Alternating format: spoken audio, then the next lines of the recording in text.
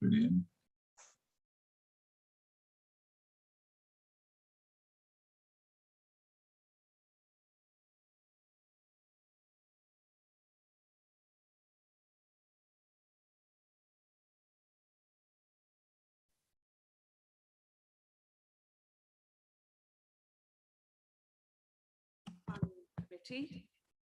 My name is Penny Rivers.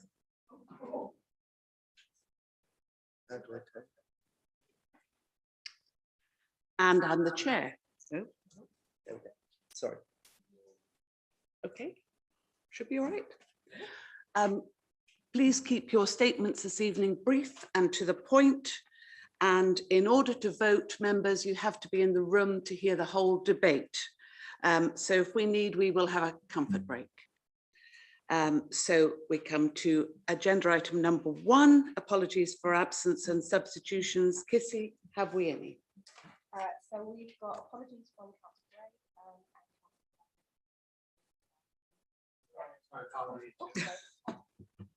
apologies.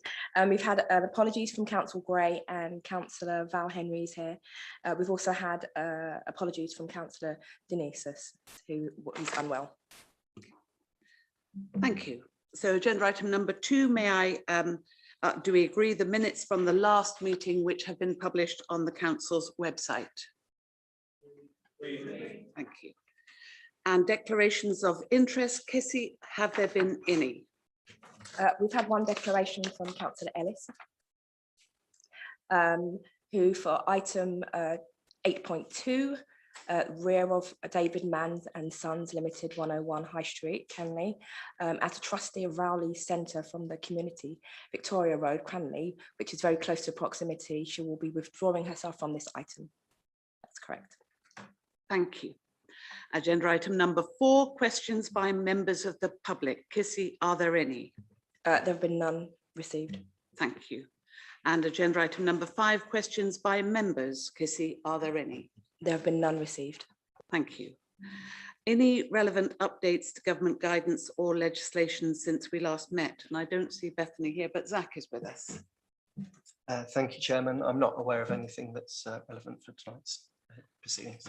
Thank you very much. So we come to the applications for planning, and the first one is WA 2022-03255, land at High Loxley Road, Lox Hill. And Tracy isn't here, but Zach is going to present this application. Zach. Thank you, Chairman, and I hope members will go easy on me. It's about 8 years since I presented an item at committee. So, yeah, so this is a site that may be known to you. There are a number of applications over the last couple of years. High Loxley Road, Lox Hill. This is an application now for the erection of a permanent agricultural workers dwelling and an ancillary farm outbuilding. It's a similar site to the previous application for a mobile home, which was refused. And close to the cattle finishing unit, which is also refused, was not determined, and is the subject, both are subject to the appeal at the moment. So this is the location site.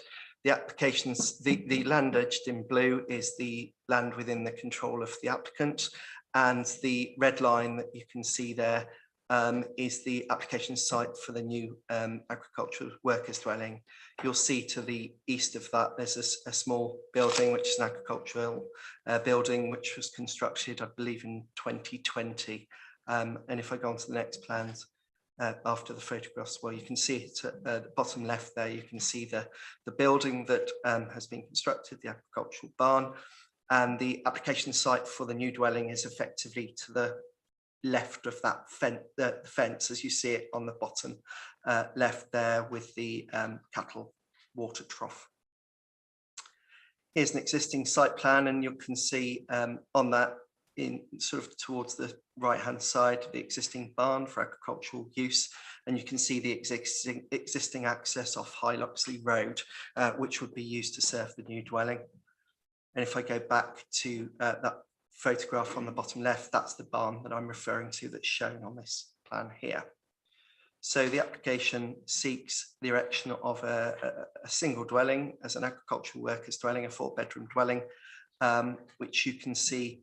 Hopefully you can see this pointer here. There's the dwelling. It's part 2-story in this element, and then part single story in a sort of L shape. And then there would be an ancillary building for farm use to the slightly to the south of that site. It does show on this, it does show dotted buildings, barns for agricultural use, details to be submitted under separate application. But just to confirm, the application you're considering is only for the building here, the dwelling and the outbuilding and the associated curtilage for that. We have the ground floor plan here. So the 2-story element is where my arrow is pointing, with a reception utility. And then on the ground floor, you also have a kitchen, dining room, a small study, and then 3 bedrooms and with bathrooms, parking area to the south. And here's the single-story agricultural ancillary building that we're looking at. So you can see in there proposing a workshop, farm office, plant room, refuse and some dog storage and dog kennels. So ample parking being proposed off the road within the site. First floor plan, so you can see that this is the only element of the built form that would be 2-story, and that effectively creates the master bedroom with a dressing room and bathroom. Turning to the proposed elevations, so this is the western elevation. You can see the 2-story element linking into a single-story element, and then ignore the dotted building behind. That's a proposal, but what is there is the existing farm building that I talked about earlier and showed you on the photograph. So that's in this position here. And then from the north, you can see the 2-story element, and then dropping down to the single-story element for the L shape. And then again, you can see the outline of the existing barn there. But again, please ignore the dotted barn because that doesn't have any consent at the moment. Similarly, from the other side, existing barn, 2-story element, single-story element. And then here, you can see this is from the east, you can see the 2-story element behind, and then the single-story part of the building there. The key matters for consideration are impacts on the rural landscape, and it should be noted that this site is situated with an area of great landscape value, and obviously is in reasonably close proximity to an area of outstanding natural beauty, and that's something members want to take into account. Officers believe that in terms of the visual impact of the building, it has been the size of the building and the siting has been restricted. It's been proposed to be sited close to an existing building rather than in an isolated position on its own. And on balance, we do believe that visually the dwelling is acceptable in terms of its visual impact.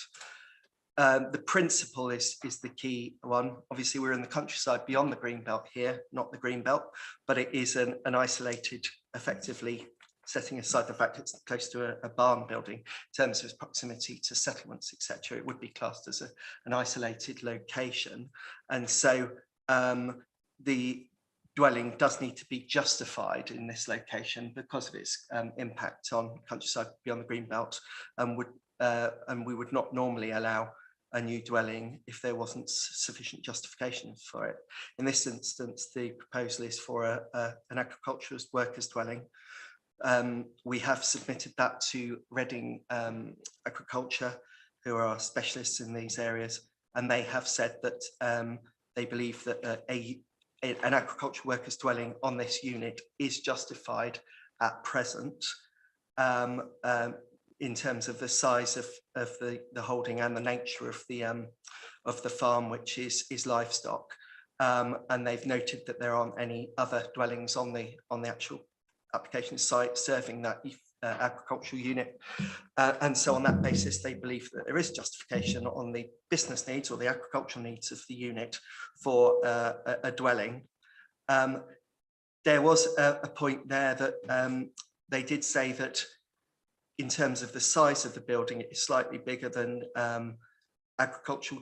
your usual agricultural workers dwelling you might expect to find for a dwelling, as for an agricultural holding of this size.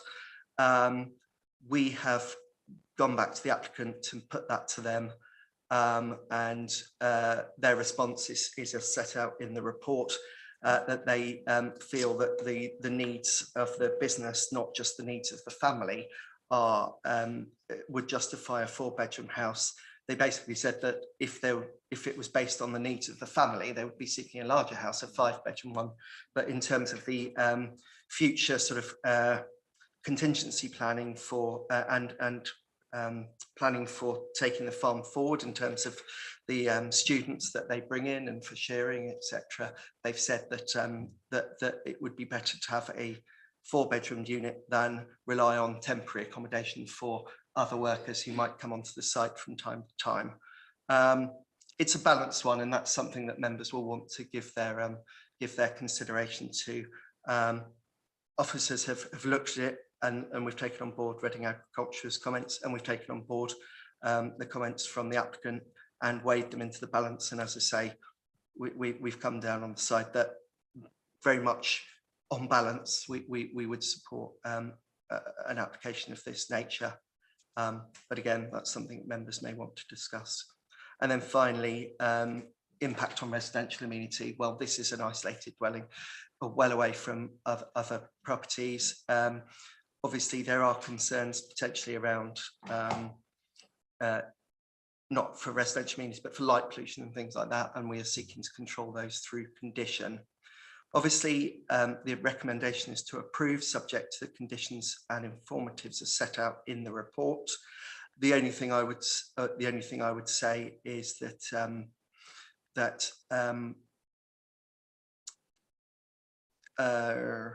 I think I've lost my train of thought. I'll come back to it, Chairman. Sorry. Thank you. We have 2 speakers for this application, Tom Gordon and Rachel Ward. So, Mr. Gordon, if you are ready to speak, the floor is yours. I am. If you don't mind, I'll keep my video off as I've got a very not good internet. This site is not a farm. It's an isolated piece of agricultural land that was sold off from the main farmstead of High Loxley Farm. It was purchased by the applicant so that he could simultaneously conclude a deal with UCOG for their lease over a proportion of that land. And heavy emphasis for the justification of a dwelling on this land has been placed on the assertions by the applicant that he bought the land with the intention of buying the farm at a later stage, but he was unable to do so due to the death of the owner. However, there was ample opportunity for him to buy the farm if he wished, as it was launched onto the open market in October 2020, a month after the sale of his own farm in Alfold completed.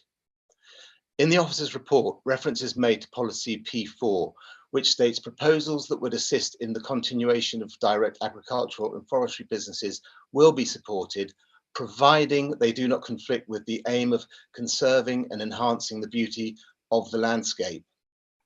Now, since the applicant took over ownership of the land, the planning history clearly demonstrates an intention to heavily industrialize it with intensive, non-grazing farm activities that neither conserve nor enhance the beauty of the landscape. The construction of the UCOG well site, erection of an agricultural storage barn, erection of an 18,000 square foot licensed finishing unit, the stationing of a mobile home, and now this application for a 3,000 square foot farmhouse with additional outbuildings. During the committee meeting in April this year, which considered the licensed finishing unit application, members were advised by Lewis Jones that it was okay for them to take other applications into consideration when making a planning judgment. And so considering these applications cumulatively is relevant. In order to displace the default position in the NPPF that such an isolated home should be avoided, an applicant must provide, amongst other things, evidence of the necessity for a rural worker to live permanently at or in close proximity to their place of work, for example, where farm animals require 24-hour attention. In his prior application for the temporary stationing of a mobile home, the applicant stated that he had grazing agreements on over 2,000 acres of land across 3 counties, and that the business had been operating successfully this way for over 20 years. It's therefore apparent that this relatively small area of pasture land can only accommodate a fraction of the livestock managed, and therefore requires no more on-site accommodation for animal welfare than any of the remaining 2,000 acres. The mobile home application was refused on the grounds that the proposed mobile home, by reason of its siting, would fail to safeguard the intrinsic character and beauty of the countryside and AGLV and the setting of the Surrey Hills AONV to the north. Furthermore, justification put forward does not outweigh that harm. The proposal is contrary to policies RE1 and RE3 of the Local Plan Part 1 2018, retained policy RD10 of the Local Plan 2002, and the NPPF 2021. It would be logical, therefore, that this proposed application for a far more substantial agricultural workers' dwelling and ancillary outbuildings would also be contrary to the same policies and should therefore be refused for the same reasons. Thank you. Thank you very much, Mr. Gordon. And Rachel Ward, are you now ready to speak? Yes, I am. Thank you. Can you hear me? Yeah, Yes, I'm we just going to can. start my video. Okay, thank you. Thank you, Madam Chair, members and officers for this opportunity to address the meeting. For those of you who don't know me, I'm Rachel Ward, the applicant's wife and a director of our business, Farmers Direct Limited.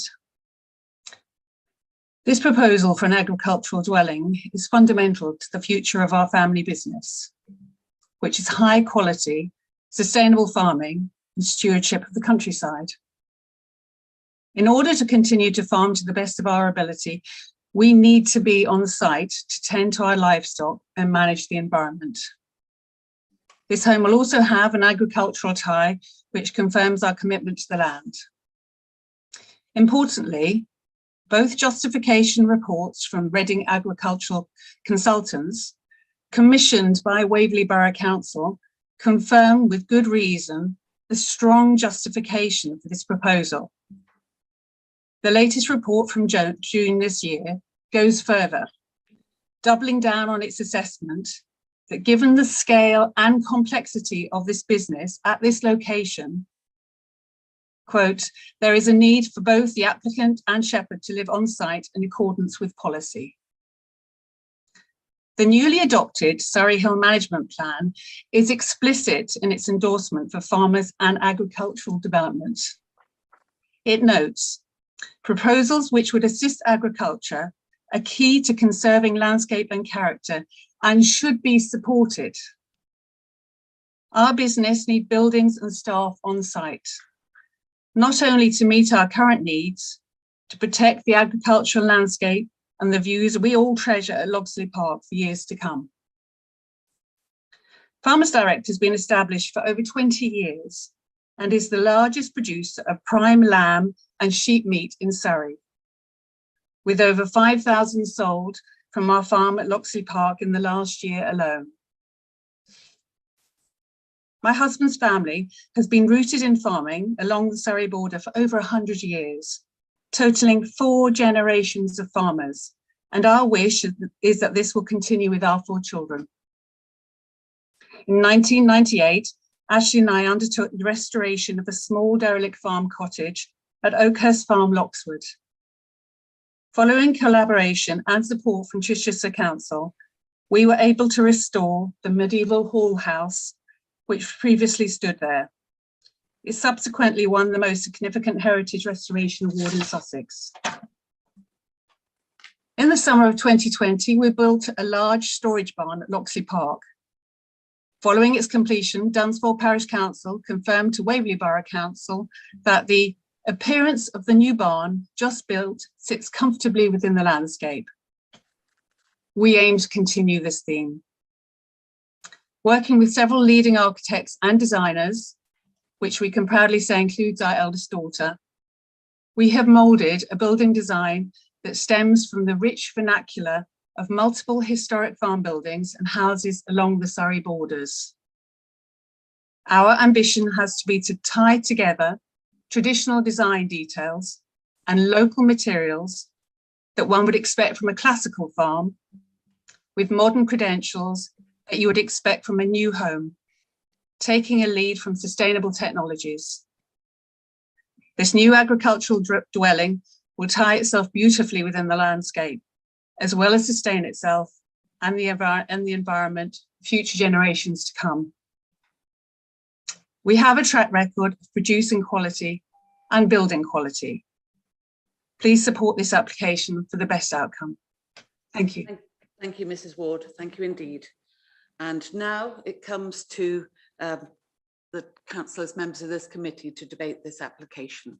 I have Councillor Follows first, then Councillor Goodrich, then Councillor Cossett. So Councillor Follows. Oh no, not you. Councillor Goodrich. I just really wanted to ask the question to start with. And that is, we've got the appeal on the mobile home, and the mobile home, of course, is very close to this application. I don't see any condition, for example, that if we should grant permission for this house, that the mobile home appeal will be withdrawn or dismissed or something. It seems to me we don't want to be left with both. And I see no mention of that in the report. That's a very valid point, Councillor Goodrich. I think we couldn't require them to withdraw an appeal under a planning permission, but we could insert a condition that says something along the lines that should permission be granted under the previous reference, it will be an either-or situation as to what comes forward, the mobile home. But it's a very valid point, and I'm sorry we haven't picked that up. I would like to propose that condition for a start, because, you know, I don't want both. Thank you. Councillor Cossett.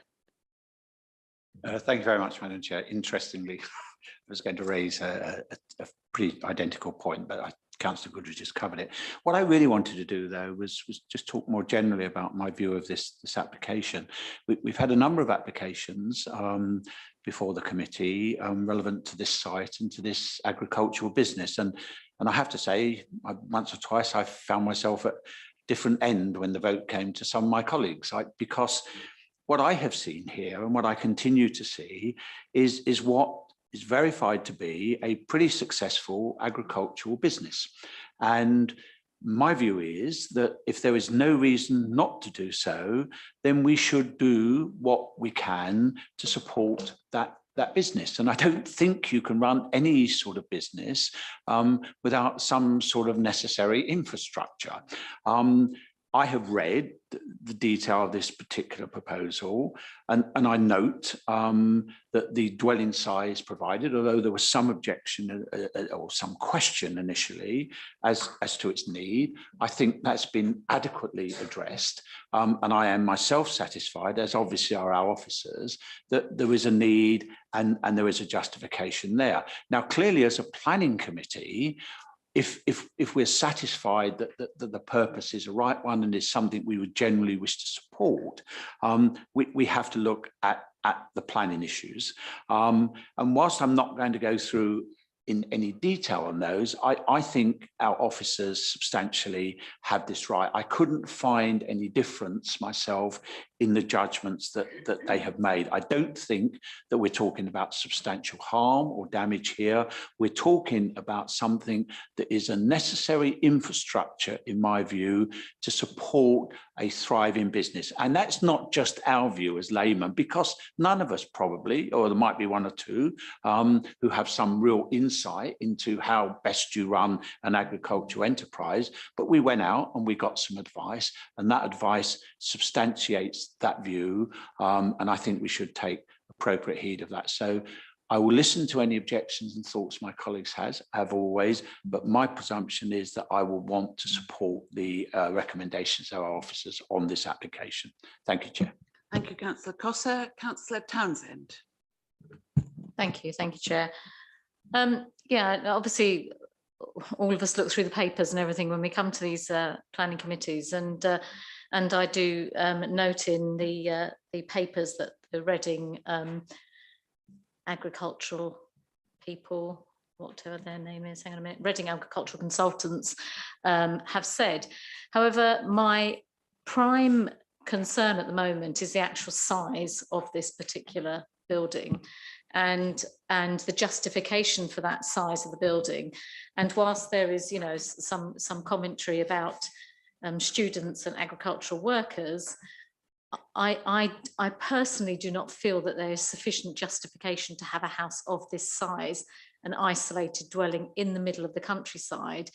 It feels slightly to me that it is what somebody would like to have rather than a necessity, with all of the outbuildings as well, with the proposed, you know, I know there's no planning yet, but there is a proposal for this to become an even larger development within the countryside. And whilst I'm not taking that into consideration in my deliberations now, the size of the actual house itself, the 3,000 square feet and the outbuildings and that, it just feels to me as if we have gone from a caravan, which was required for a shepherd to look after the sheep, to a very large and very attractive house in the countryside. The problem for me as well is the light pollution as well from this. Farm buildings, you know, housing dwellings, the size of the windows on this particular development. Whilst there's an, you know, a condition about lights, light sensitive lighting for bats, it does feel an impossible thing to achieve within this area. I know this road very well. I know the laneway very well. It's a very nice area, a very nice place to live. And whilst I'm not saying that there may not be need for a shepherd, an agricultural worker, to be living in this area, I think that's actually what the council suggested as well. I think that this is a very, very large house that is being created in the countryside for a family. And to me, the need for such a large dwelling, I cannot see that justification. I'm not convinced by the justification that I've seen at the moment. Thank you, Chair. Thank you, Councillor Townsend. Are there, Councillor Reid? Well, first of all, I'd like to declare that I'm on the board of the AONB, and I'm very familiar with the management plan. I'm also a member of the Cranley and South Eastern Agricultural Society, so I come with a little more knowledge maybe, and I totally disagree. This is a necessity if you're going to run a farm, and you need all the buildings. You know, if you're a shepherd, you need, you know, quite a lot of, a friend of ours has got a small holding, and he's got 4 to 6 dogs at any one time that are working dogs. So they need the kennels. They need accommodation for agricultural students to prolong and promote agriculture in the community. This, I agree with Councillor Cosso, this is a business, and you know, we have to accept that. I agree totally with the Reading group. Now these people that are going to live there are not only shepherds, but they are students, they are shearers. I mean, this is a going concern, and we shouldn't be thinking about what could happen in the future. We have to look at this particular dwelling.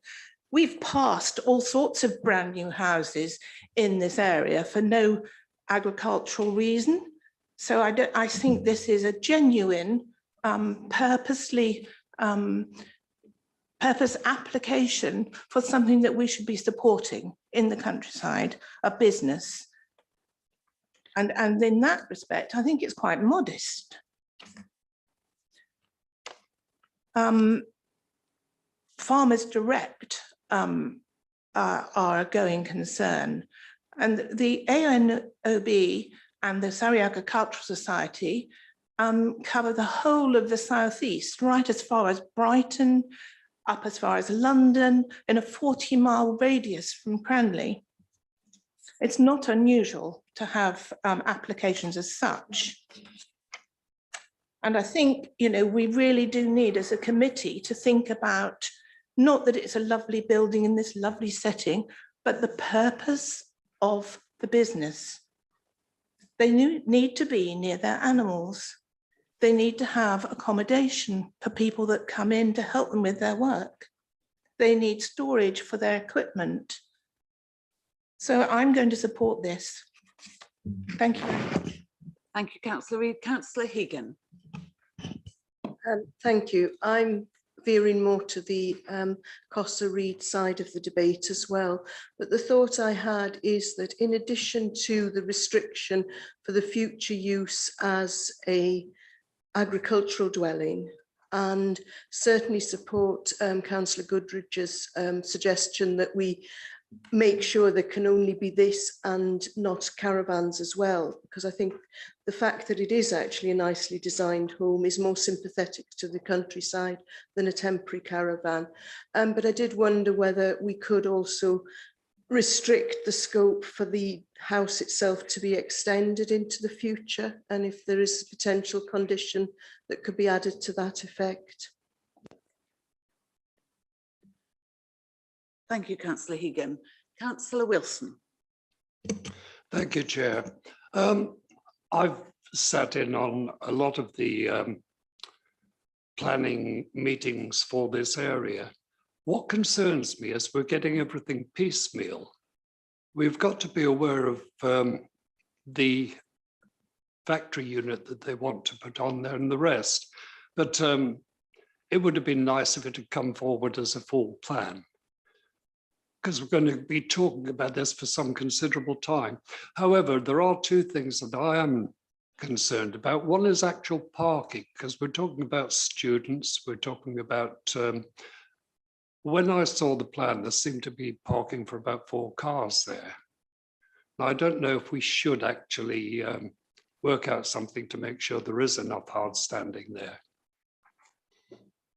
And the second one is, it isn't big enough.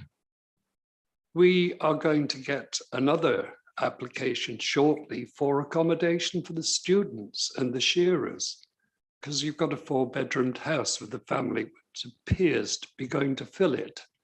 So I'm not really happy about that. I think that at some point we'll be looking for an accommodation block there.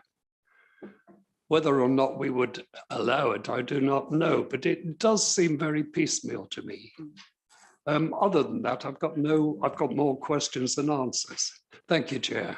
Thank you very much, Councillor Wilson. Zach, would you be so kind as to answer those queries? Thank you, Chairman. Yes, and thank you, Councillor Wilson. Yeah, in terms of, I'll give you the standard planning answer in terms of future potential applications, in terms of future accommodation needs, and you probably know what I'm going to say is that obviously we would have to consider those on their own merits. At the moment, all we have is Reading Agricultural Consultants' suggestions or comments, which we're not duty bound to follow, but who are saying there is a justified need for an agricultural workers dwelling on the site. They haven't then gone the extra step to say that further accommodation may be needed, and that would need to be assessed on its own merits at that time. In terms of parking, I understand what you're saying in terms of the parking specifically in front of the house that I showed you, and perhaps that was a little bit misleading, because if you don't mind going to, well, on the printed pages, it's page 27, there's the block plan, and obviously you have the existing agricultural building that I showed you, the timber building, and that sits on quite a big area I wouldn't go as far as hard standing, it's not concrete, but it's an area that has been set aside specifically for moving vehicles and tools and machinery.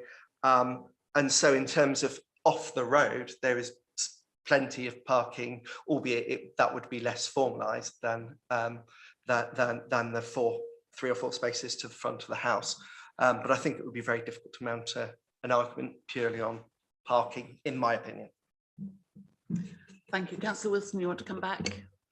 Just one quick one. Condition 10 actually seems to preclude the use of the accommodation for anybody other than the family and the dependents. So, you know, I'm quite happy with that.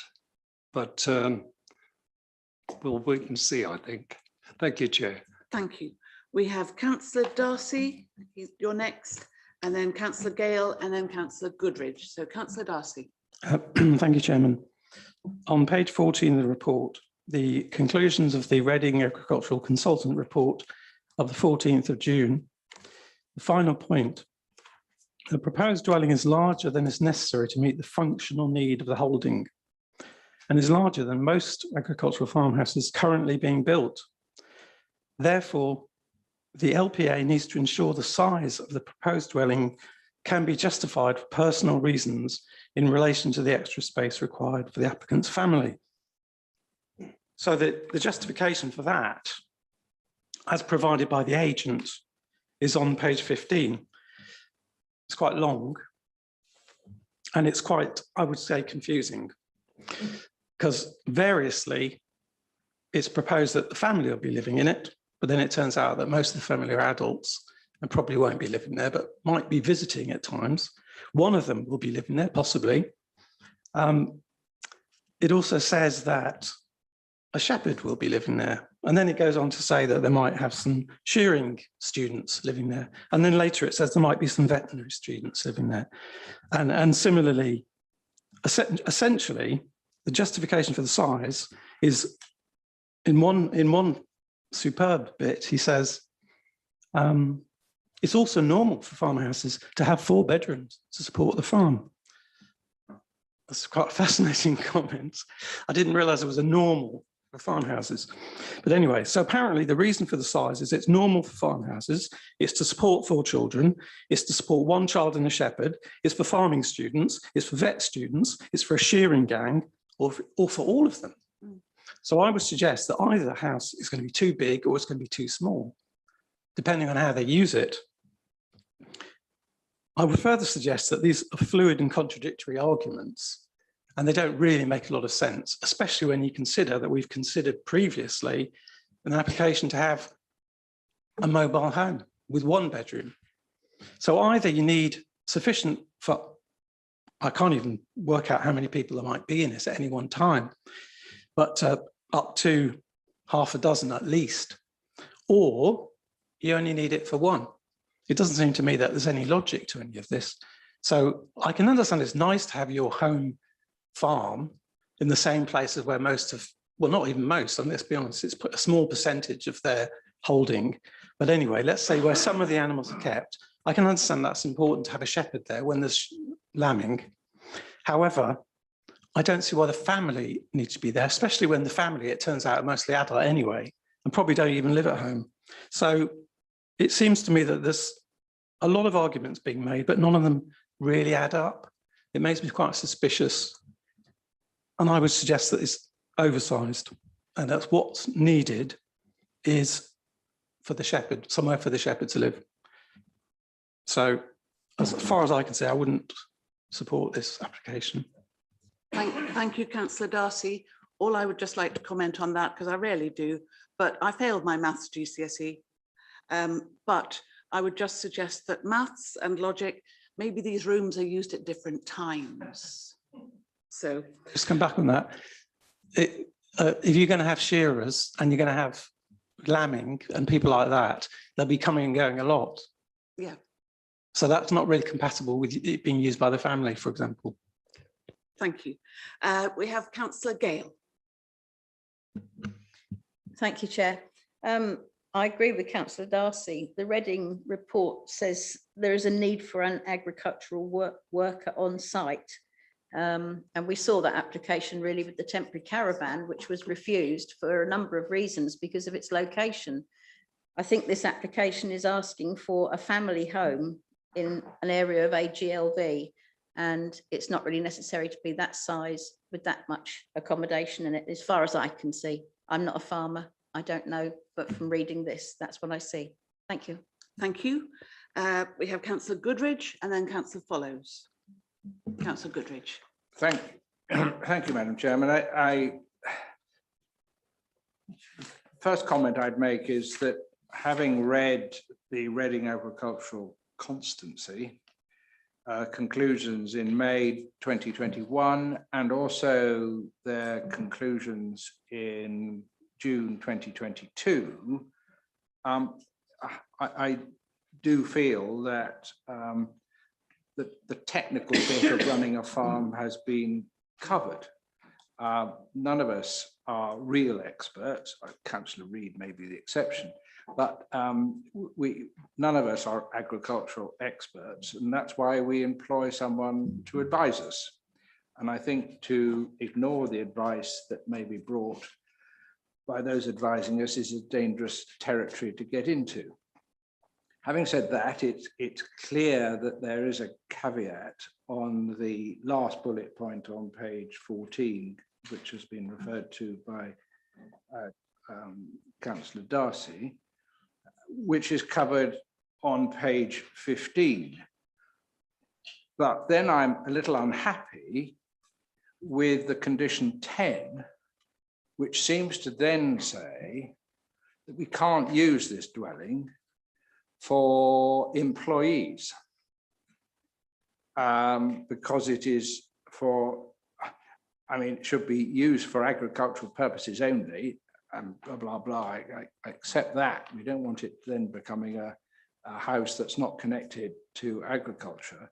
But it just seems to me to have it as a family residence for an agricultural worker and family is potentially, and so a problem. And I'd therefore be grateful for some clarification as to whether that condition does actually allow this person to fill all the bedrooms up with shearers and shepherdesses and anybody else who from time to time is required to be there.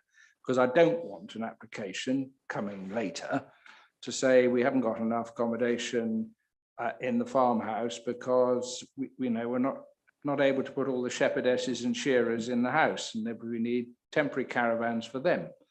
So, which is why I wanted the condition that we don't have any more buildings on this site apart from the one that's being proposed. The one question that I think was asked, and I don't think it's been answered, and I can't remember which councillor raised it, was whether we could exclude any further permitted development rights, in effect, that this building is going to be this size and it ain't going to be any bigger. Bearing in mind its position and bearing in mind Reading, the experts at Reading Agricultural Constancy's opinion that we're already going to be 1 bedroom more than normal. And what I don't want is an extension next week to put another wing on for another load of agricultural workers. You see where I'm coming from. So I want that assurance and ask whether we can limit this so that it is what it is, and that any chance of anything else being developed on this area, in this location, in the red area, if you like, will fall foul of this application if we pass it. I mean, I'm minded to pass this, but with safeguards. Thank you.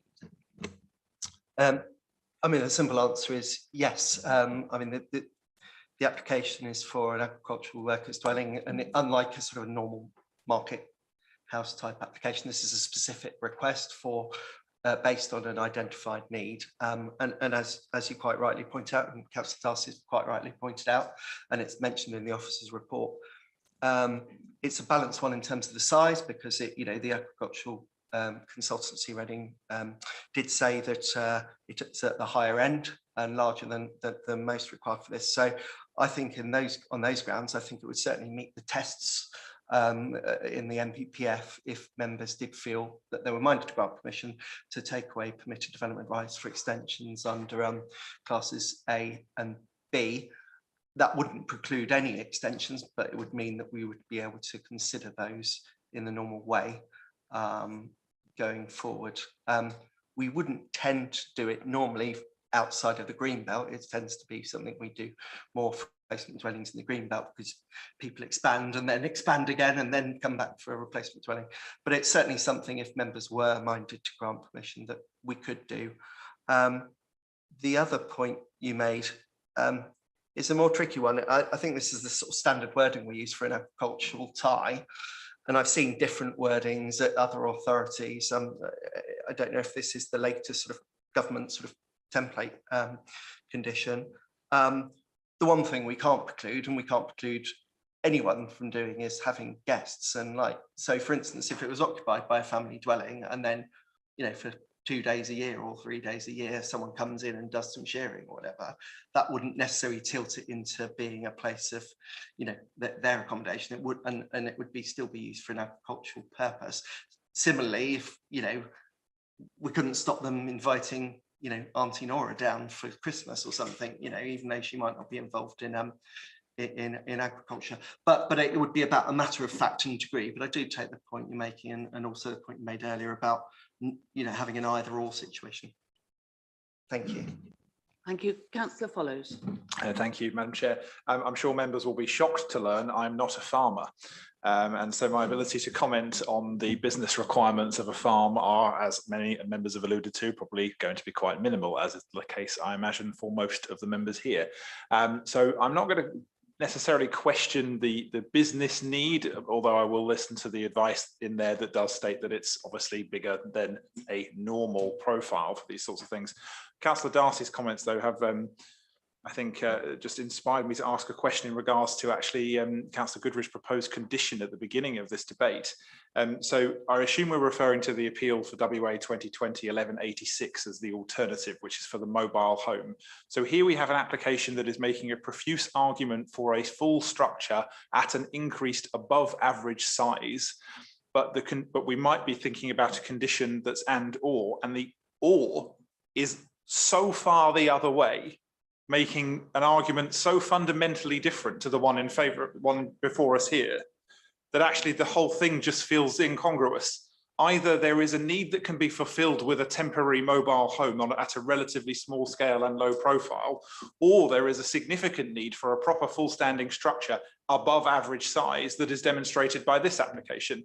And to have the idea that it's one or the other and both arguments are simultaneously valid seems very odd to me, and that is giving me some pause. I've not yet come to a decision in my head as to which way I'm going to vote on this, because I agree that we should be supporting a farm that's got an established need, and I can see why they would need that for a worker, but there is some serious incongruity in the arguments being presented when we're looking at it in relationship to the other application that's effectively the alternative. So I will continue to listen to members, but at the moment I can't reconcile that debate in my head. Thank you. Councillor Townsend. Thank you, Chair. I'm just coming back to what Councillor Follows just said. I mean, I think, you know, they are incongruous, and also I'm just not sure, we haven't had a real answer as to whether or not, perhaps we need to ask, you know, Lewis to comment perhaps on whether or not you can do an or, because in my dim and distant memory, I think we had this before on the previous application about the mobile home at the farm and the mobile home that was being applied for. And I just remember that there was something which Lewis said that we couldn't do. And I can't quite remember, I can't grasp what the details were, but it was saying something that we couldn't have the two together, or you couldn't rely on one planning application and swing it off another one or something. So I would like some further details on that. And also just another thing, you know, looking through some of the objections and supporting letters, there's a lot being said about sustainable construction and all these wonderful things that they're going to do there, but it doesn't seem to have translated into any kind of condition. And to be honest, you know, if people are minded to support this, personally, I'm not minded to support this, but if people were, that needs to be tied in, completely tied in, belt and braces into a condition. But first of all, I think we need to understand about the existing appeal going through. Not that we're saying that one should be decided against another, but what we're suggesting, it's been suggested that potentially it's an or situation, and we need to understand that or situation. Thank you, Chairman. Thank you very much, Councillor Townsend. If no other speakers want to, okay. And then I'm going to ask Zach to talk about sustainability, and Lewis, the floor will be yours after that. So first of all, Councillor Reid. Thank you very much for letting me come back on this. We are considering this application, none other. In fact, I've sat on planning committees where we've passed temporary accommodation. When I was on Ewhurst Parish Council, we were always having temporary accommodation in mobile homes for agricultural workers. This is not that application and should not be confused or included in it, in my opinion. One thing I did forget to say was this family are providing not only the training, but succession for their own farming family. And this is what farmers do. Now, I know we've come off the subject of this application, so I'm going to bend your ears somewhat. We all eat meat, well, most of us do anyway. It doesn't just appear on a supermarket shelf. We have hardworking farm people and farm labourers who work their socks off day and night and through the night to provide meat for the tables. So I just want people to think about that. I know some of it sounds very cruel, and a finishing unit might sound cruel, but there again, you all eat meat, or most of you probably anyway. So you have to think about this very, very carefully. But I support farming and I support farmers. Thank you. Thank you, Councillor Reid. We have Councillor Follows, your speaker number 13, lucky for some, and I hope the last speaker on this. So Councillor Follows. As long as it's not last in a permanent sense, being 13, but thank you, Madam Chair, for letting me come back. I think not linking the two applications, just I completely agree with Councillor Reid, we shouldn't be. The only reason I referred to it back was because of a proposed condition that was trying to do that. My main concern here is that we've got, as the main aspect of judgment here, is the impact on the AONB and the AGLV. If the business requirements of the farm are satisfied by both a small temporary mobile home and a large dwelling, then that's where I'm struggling. I'm not saying that we're looking at the appeal. I'm just saying if the reasons for us applying the judgment that says it's okay to do this are because because they need it to be of that scale to meet their business needs, well then isn't it odd that apparently they can also meet their business justifications with a small temporary mobile home? That's where for me this becomes complicated, because if it's about the impact on the landscape value, well, do they clearly need something of this scale if apparently something much smaller was okay, to the point that they're appealing it? So that's where I stand at the moment. Thank you, Madam Chair. Thank you, Councillor Follows. So Zach, over to you on sustainability, and then Lewis. Yeah, I'll just touch on the either or situation very quickly first, but I'll let Lewis come in on the legal position. But I suppose the issue there is that they're not exactly the same location where the new house and the mobile home were proposed. The mobile home, if you recall, was proposed to the east of the existing barn building. So you could, in theory, get a situation if permission were to be granted on appeal, and that's where it becomes confusing, because normally where you have an either or, either condition or section 106 agreement, you normally permission has already been granted for something, but we're in the unknown at the moment because that appeal is ongoing. You know, in an ideal world, we would have known what the outcome of that appeal was, but obviously we have a duty to determine applications that come to us within a reasonable timescale, and it's sort of bit of an unknown. But so I think that's where Councillor Goodridge is coming from, but I do take Councillor Foley's point that, you know, one is very different to the other. Yeah, so I'm not going to say any more on that. Councillor Townsend, yeah, I accept what you're saying. I think we could, if members were minded to grant permission, I think it would be reasonable to include a condition requiring submission of details of sustainable construction measures as part of this development for approval by the local authority. Can I just add to that? It's not necessarily sustainable construction, it is the energy efficiency you know, the solar panels, etc., because that's what is alluded to.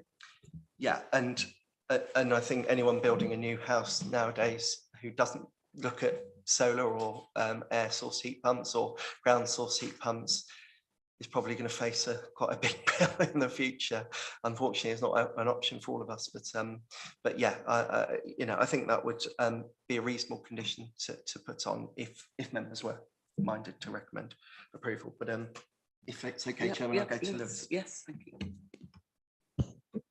Thank you. I will make a comment about the issue you raised, Councillor Townsend, just shortly. I just wanted to mention first, if it's okay, just really reminding members that we have a duty to ensure consistency in decision making.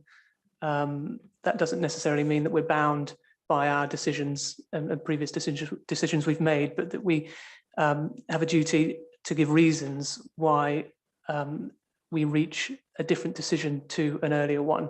So in this case, where we have a decision to refuse permission for the siting of a caravan on an area of land immediately adjacent to this site on setting reasons, impact on the countryside and the AGLV and the setting of the AONB, then we need to, or I should say, you need to consider, if you were minded to grant approval here, how you could distinguish this decision from that one in terms of the harm to the setting of the AONB and AGLV and countryside. So as I say, it's not to say that you can't resolve to grant permission tonight, but that in doing so, you would need to, I think, articulate your reasons as to why this application shouldn't fail for the same reasons as the earlier one did. That may be for various reasons. It might be because you consider the proposal altogether different, given it's a house rather than a caravan, or it may be because different evidence has been provided, or the case has been made differently to you by the applicant. But it's just something I think you should grapple with before coming to a decision, particularly if you're minded to grant.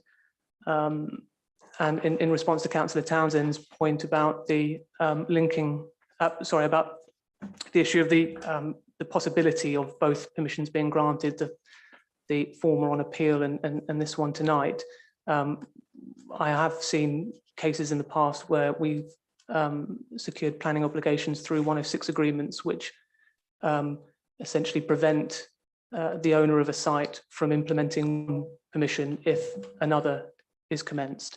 So again, I think if members were minded to grant permission and they wanted to consider doing something like that, they would need to consider whether this permission would be acceptable with the earlier permission as well.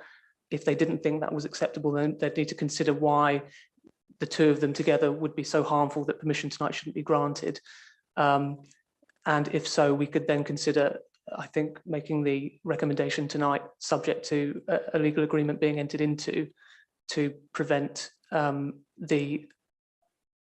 this permission from being implemented in the event that the other one is commenced first. So it would just prevent both from being implemented, essentially. I hope that helps. Sorry if that was slightly convoluted. Any questions, let me know. Councillor Goodridge. Yeah, I understand that. That seems a sensible way to be subject to an agreement. But just, I've just noticed on page 27, if you've got your glasses on and can read small print, to the north of the site, it says indicative location of ground source heat pump. Something pipe trenches. So it's clearly intended it will be that. Now, can we put a condition on that if it's on the plan that actually that's the way it'll be heated? I would feel much more comfortable to require submission of details of sustainable carbon reduction and sustainable measures, because we don't know if that, that may be, and that's detailed as indicative, and we don't know if it will work or if it will be preferable, and there may be other alternative ways of doing it. So I would prefer to have supply details to the officers, to the LPA for consideration and approval.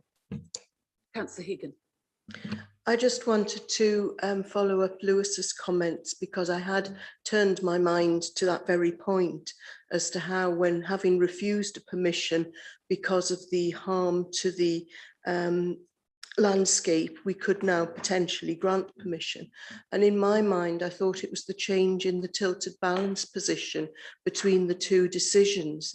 And I felt that whereas I was unhappy about the caravan at the time, given that we weren't in a tilted balance position, I felt that it was sufficiently finely balanced on that harm that I would now be minded to grant. And is that a sufficient justification in itself, if that was the view of the committee?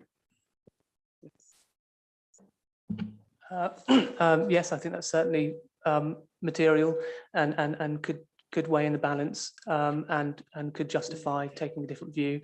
I would be curious to just confirm that was the case, that the previous decision wasn't at a time when we were in the tilted balance, but if that's the case, then I think that's reasonable.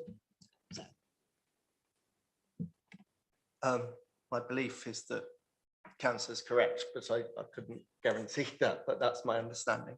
I just wondered, for members' sake, because obviously we've got views from both sides of the coin, and it's been a very balanced debate. I wonder if it might be helpful if I just read out the previous refusal reason, just to remind members. I don't know, is it from the mobile home application, just in terms of the point that Lewis mentioned before. May I ask a question, Madam Chair? Is the purpose of doing that to clarify if we were minded to grant reasons why we would be changing our view in terms of the character of the AONB being impacted? I think it was more to just set out exactly what was said on the previous decision, so that you can, so that if members did feel that these had been overcome by either, the tilted balance argument, or that the justification now put forward overcomes the concerns. It was really just a point of just being fairness to everyone. Clarification. Yeah. Councillor Cossar. Can I ask a question? I'm just getting totally amused by all of this, really. I think we're making it unnecessarily complex, but spend a lot of time in this planning committee being told about considering each application on its merits and in the light of the facts we have in front of us. And I'm finding it pretty difficult, frankly, to be told, and I respect, of course, the views of our lawyers who are here to advise us legally, that somehow we have to justify a decision if we want to grant this, but we have to justify why we turn another one down. It's actually no problem for me because I didn't vote that way anyway, but I understand there might be a problem for the committee. But is that really the case? Because I can see us getting into a terrible turmoil with all sorts of applications in the future in which you say, but we had another one, quite recently, in which, we said something slightly different. And I really don't want us to go down that route unless we really have to, because it seems contrary to everything I've been told as a member of planning committee since I joined the committee. Thank you very much, Councillor Cossar. I think we'll give Zach the final word and then we'll move to the recommendation. I think my caution, just aside from what Lewis Jones said, was the fact that we do have a live appeal on the other application as well. And if the council now grants permission, which is recommended here, an alternative position, we have to justify why we've taken that alternative stance. Otherwise, it might make things more awkward in terms of that appeal, unless, of course, the applicant decides to withdraw their appeal on the basis that the permission has been granted tonight. But that was the only point I was really making. I'm sorry to make it complicated, Councillor Cossar.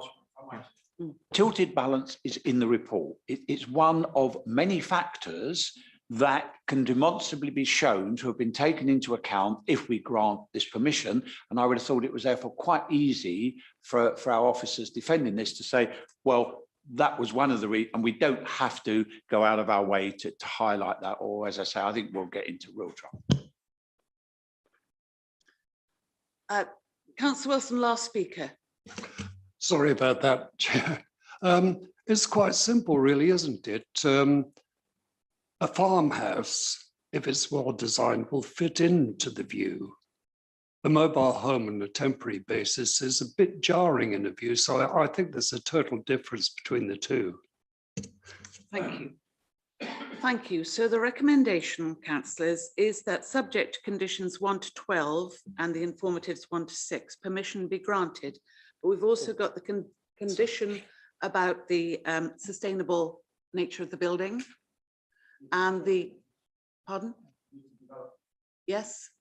And yes, that's right. Yes. So, and the condition on the mobile home. Or whether or not members may want to vote on that specifically, whether or not they would want to place section 106, ask for the applicant to enter into a section 106 agreement, not to implement a separate and previous vote, is that? I imagine so. I think there was some dissension on. Yeah. you'd like to vote on whether or not to enter into a section 106.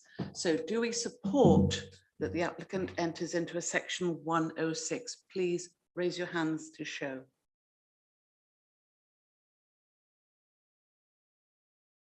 And those against? And any abstentions? Yes. The measure is carried. So having done that, we return to the recommendation with the permitted development rights and the sustainable building.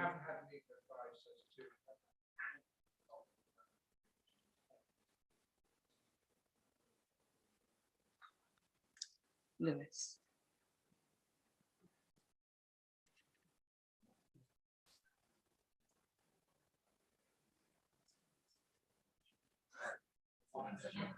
No, could you just say Would that? you like to say that? Yeah. Okay, councillors, we have Lewis. Thank you, Councillor Goodridge.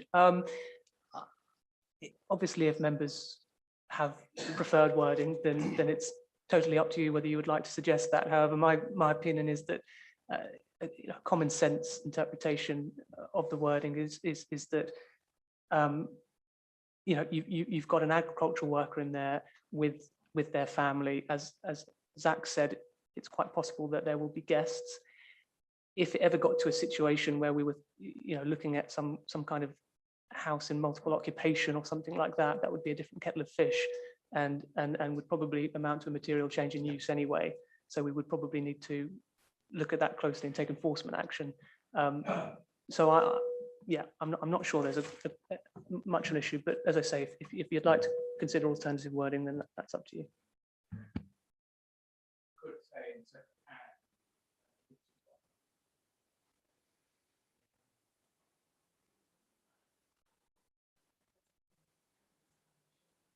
I mean, the suggestion that condition 10 say be occupied by at least one agricultural worker. Now, if it's obvious that Anne says at least one, it doesn't matter either way, does it? I don't want to prolong the discussion unnecessarily. I thought your concern was possibly that there would be too many agricultural workers. No. I wanted to pile them all in so they can't apply for separate dwellings for more of them.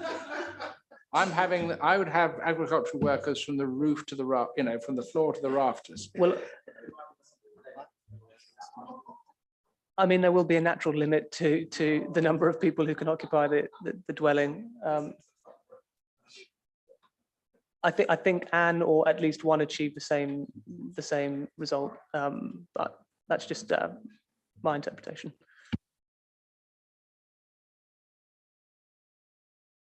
Oh, okay. Thank you, Chairman. That's very kind of you. So if I get this right, so the recommendation as amended by your recent vote would be subject to the applicant entering into a suitable Section 106 agreement within 6 months of the date of date of the committee for the either or situation in the event that permission is granted for the mobile home, that planning permission then be granted subject to conditions 1 to 12 on the agenda, plus a condition was taking away permitted development rights under GPDO for classes A and B, which are extensions to the roof, and then the condition requiring submission of details of sustainable measures, carbon reduction measures for approval to local planning authority, and approval of those prior to commencement, and that the details shall be implemented. Thank you, Zach. So members all in favour of that recommendation, please show now.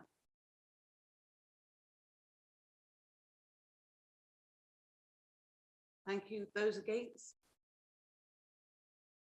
And any abstentions? It is carried. Thank you very much.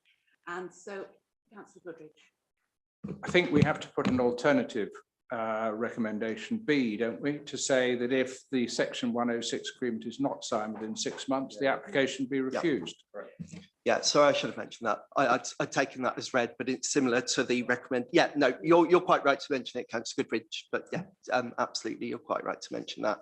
But yeah, if it's not agreed within 6 months, then it would be refused on the basis that that we cannot guarantee that there's more than one unit. It may be a moot point anyway, because the appeal may be decided and lost.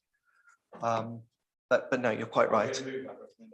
Yes, yes, I'm just about to. So as with other agenda items, we have a B part to this vote.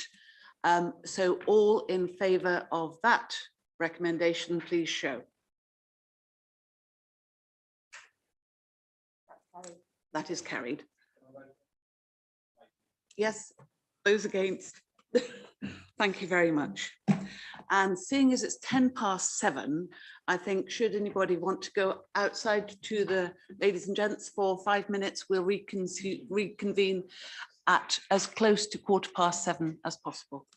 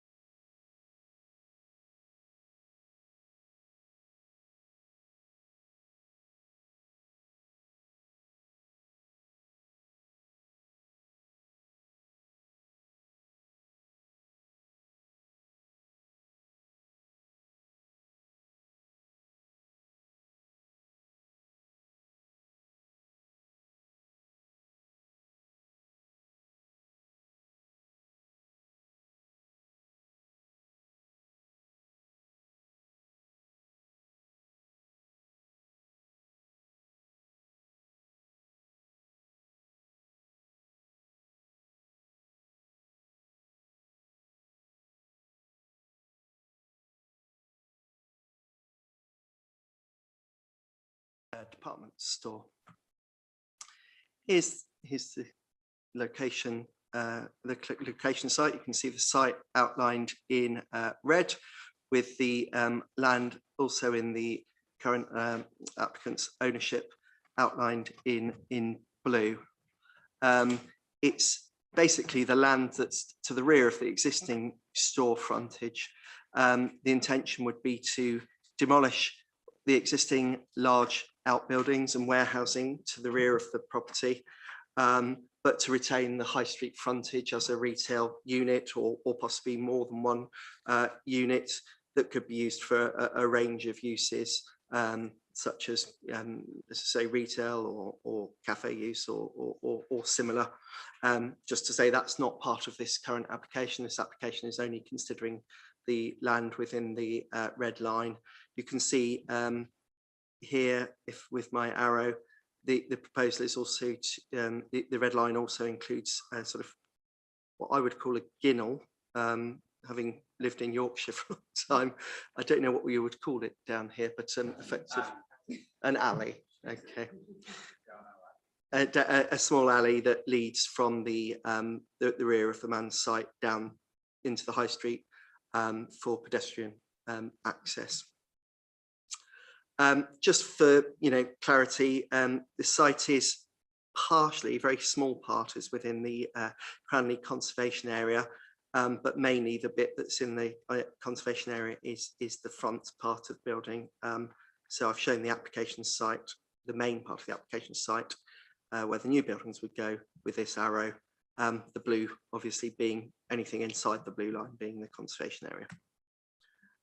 Got some photographs of the existing site, and obviously the setting of the conservation area is an important consideration. And at the moment, I think it would be fair to say that the existing buildings are functional in nature. They've grown up as warehousing in connection with the department store and for servicing. And in terms of their sort of architectural merit, it's limited. There is this building here that would be demolished that has some merit, some interest, but not in its own right worthy of certainly protection as a listed building. The man's building fronting the high street itself is not a statutory listed building, but it is a building of local merit, historic merit. So we do need to bear that in mind, as well as the impact on conservation area. And Oliver House, which is to the east, is a listed building in its own right, a grade 2 listed building. So these are just some of the existing site photographs. And then you see the rear of Oliver House here, and then you've got behind the man's building some very sort of rather large sort of some tumble down buildings and storage buildings. And then from the front, you can see the high street nicely boarded up, which is not, hopefully those will be a subject of further submissions, potentially if there's change of use involved, or hopefully just new tenants coming in shortly. And here's the front of the listed building, Oliver House. And then go on to the block plan. So slightly orientated the other way. So High Street is in this location here. The retention of the man's building for retail or other uses is shown here. And this is Oliver House that I've referred to. The intention would be to create a new boundary to the rear of Oliver House, but still retaining a sizable garden area to serve that property. And then a new boundary behind the older, more historic buildings of Man's, whilst taking down the existing buildings. It's not quite clear, but you can sort of see the dotted lines here and here. This is the extent of the existing buildings. You can see those are the ones to be removed, the ones with a dotted blue line. There are 16 parking spaces proposed for the residents of the 38 elderly units, plus 2 specific parking spaces to serve Oliver House itself. So that's 18 in total. terms of sort of, before I come on to the elevations, just a couple of computer generated images of the site. So this is looking down from the northwest corner back into the site, looking sort of towards the right would be going towards the high street. And you can see the building is sort of mix of 2.5, 3-story buildings with a link building to break up the massing. And this is sort of the main entrance and communal area. And then again, going up to sort of 3-story here and what we'd call 2.5 stories with rooms in the roof there. I should say these are computer generated images, so you know, it's just an indication of what the scheme would look like. And then looking back from the southwest corner in the other direction, the communal garden would be provided, and part of the reason for that is to provide the necessary setting, the distance between Oliver House being the listed building and the new building to protect the setting of that listed building, rather than building the new units right up to that boundary. And you'll see that better on this drawing here. You can see large communal areas of space for the residents, and also to the east here and to the south, the parking being limited mainly to the sort of north and western parts of the site. Access would be via Victoria Road, where there's already an existing vehicular access that serves the sort of servicing area to the rear of Manns.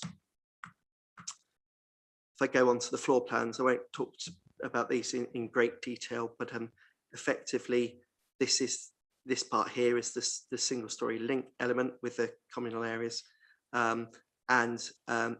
These parts are where it raises. There are lift cores provided, and there's also a proposal for bin storage integral to the building, and for mobility storage exterior to the building.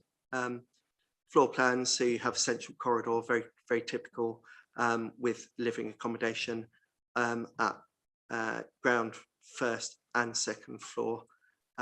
Albeit, as you'll see here, that's where the link is. And then in terms of the roof plan, it's just showing that there's a very large expanse there, which could be used for siting of photovoltaic panels. In terms of the elevations, similar to the CGIs, but obviously this is what you're looking to determine, not the CGIs themselves. So you can see the outline of the buildings that would be taken down, the storage buildings. In general, yeah, the new building would be slightly higher than those, but in terms of the overall bulk and massing and the visual appearance of those buildings, certainly significantly more attractive in terms of the relationship with the setting of the conservation area. I should say that in terms of the setting of the conservation area, the key impact on the conservation area, as you saw, was very narrowly drawn around the road itself, and it is mainly about that sort of high street feel and the historic way it's grown up in the village of Cranley. And then we have elevation here, which is the block to the north of the site with a link element. And then we have other elevations, the eastern elevation.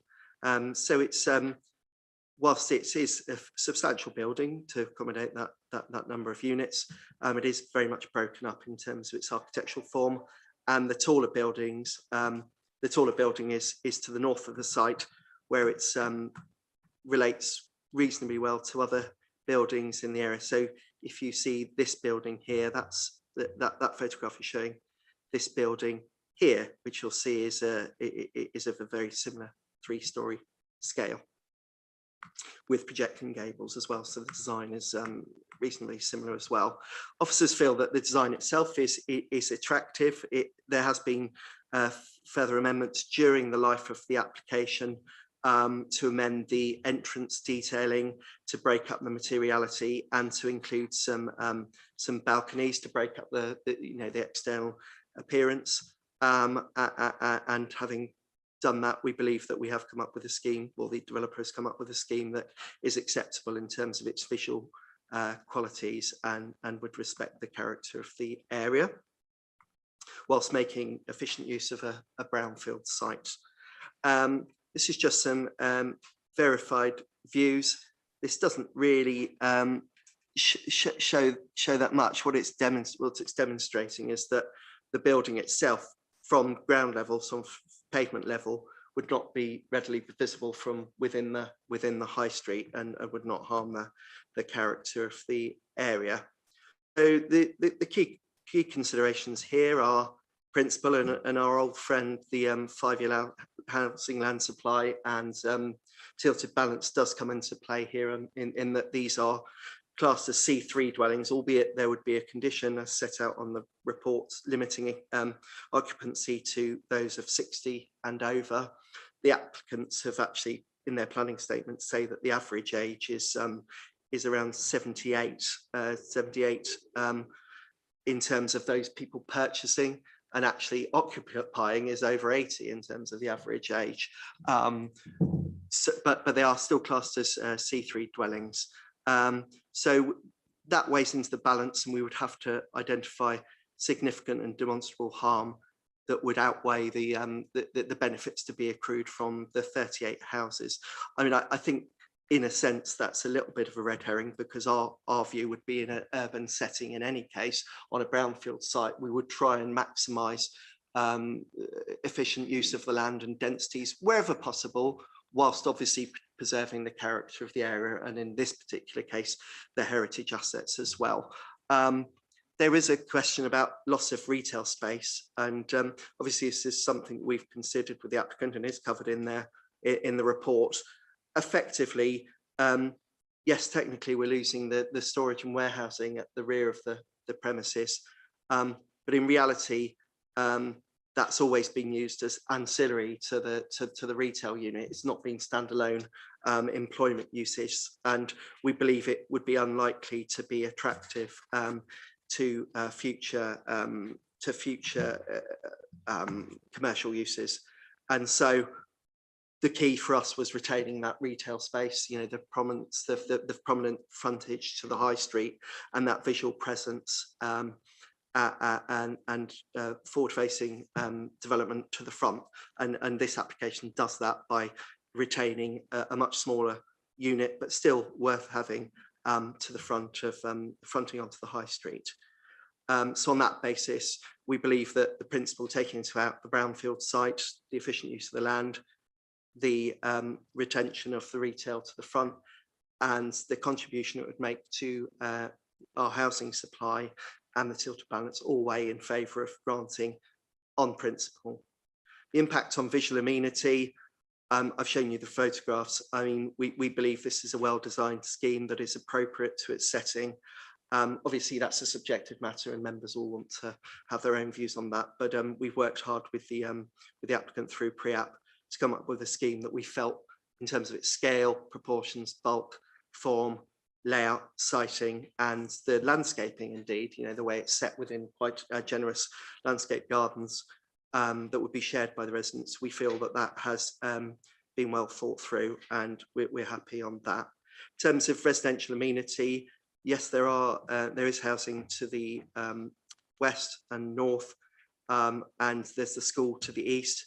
We believe the siting of the building and the location of windows within the buildings have been very well considered to avoid any material harm to residential amenity that would warrant refusal on those grounds.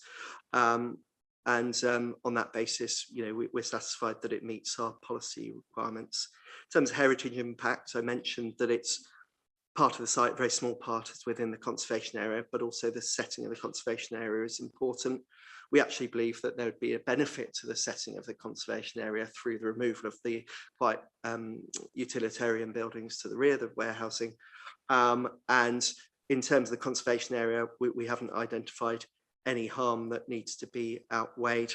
Similarly, with the listed building, we believe that by setting the buildings well away from the rear elevation of that building, whereas actually at the moment you do have building here in this location and a smaller building there, and then the large warehouse building. So you'll see that on the photographs. Yeah, you see the sort of ramshackle building here behind that listed building, and then the larger warehousing.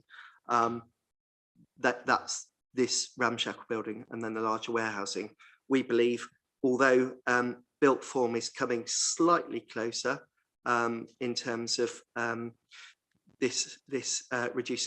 slightly reducing the garden area, it would actually, in terms of providing that sort of setting and that separation distance to the listed building, our conservation officer is happy that there would not be any material significant harm to the heritage asset, and that's all set out against the relevant tests of the NPPF in the officer's report.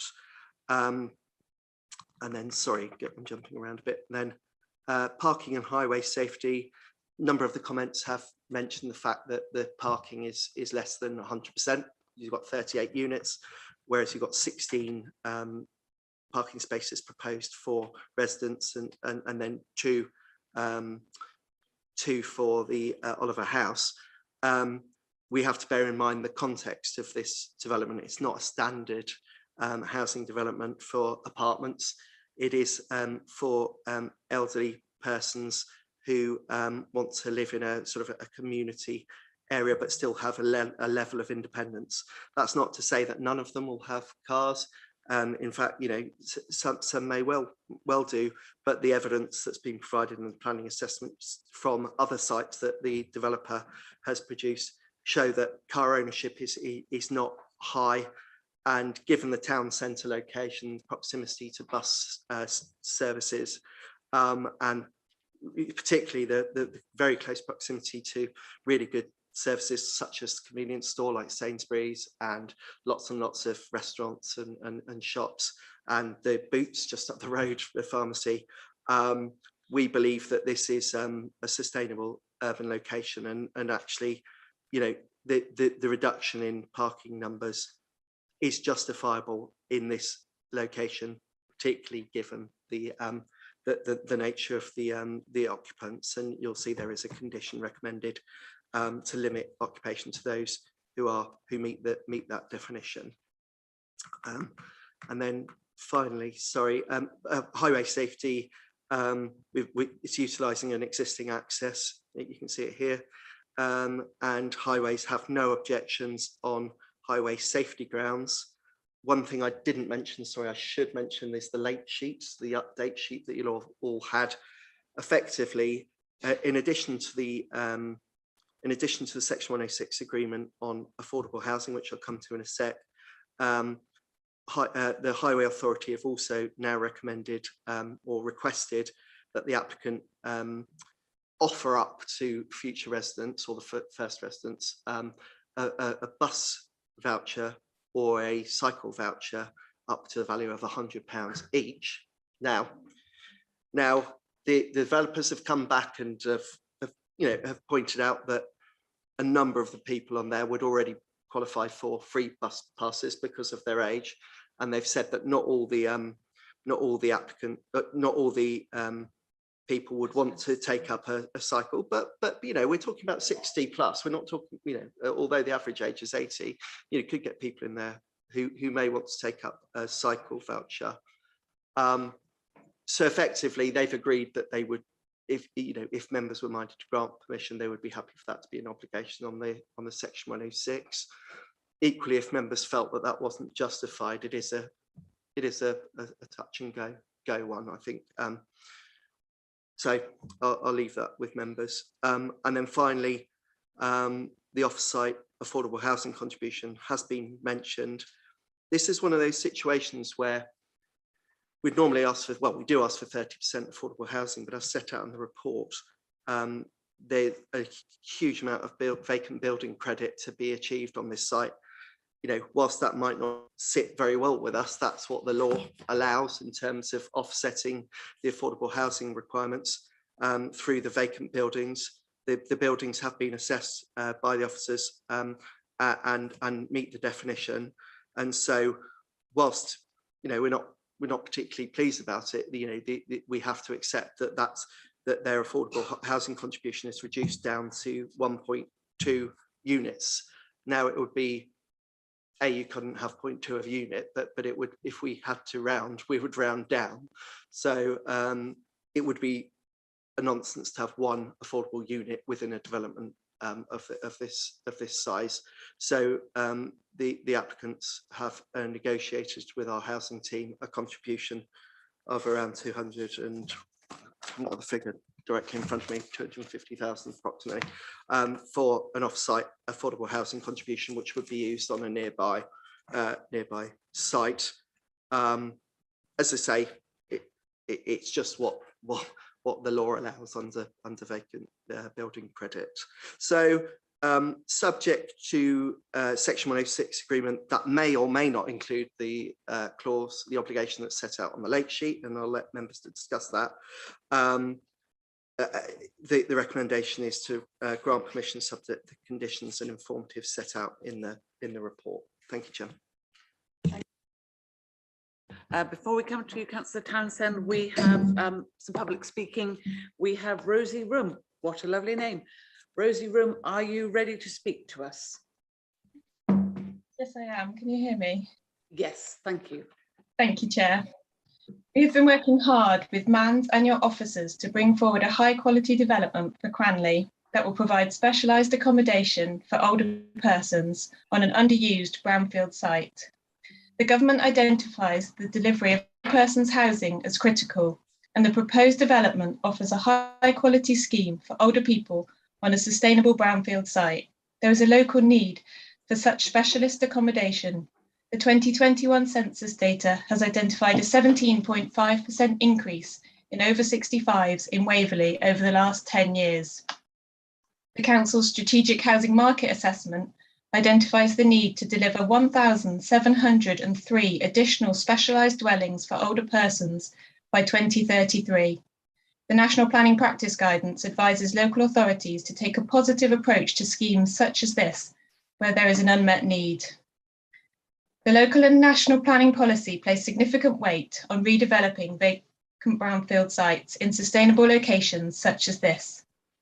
The delivery of 38 residential units will assist the Council in providing a 5-year housing land supply and protecting greenfield sites from speculative development.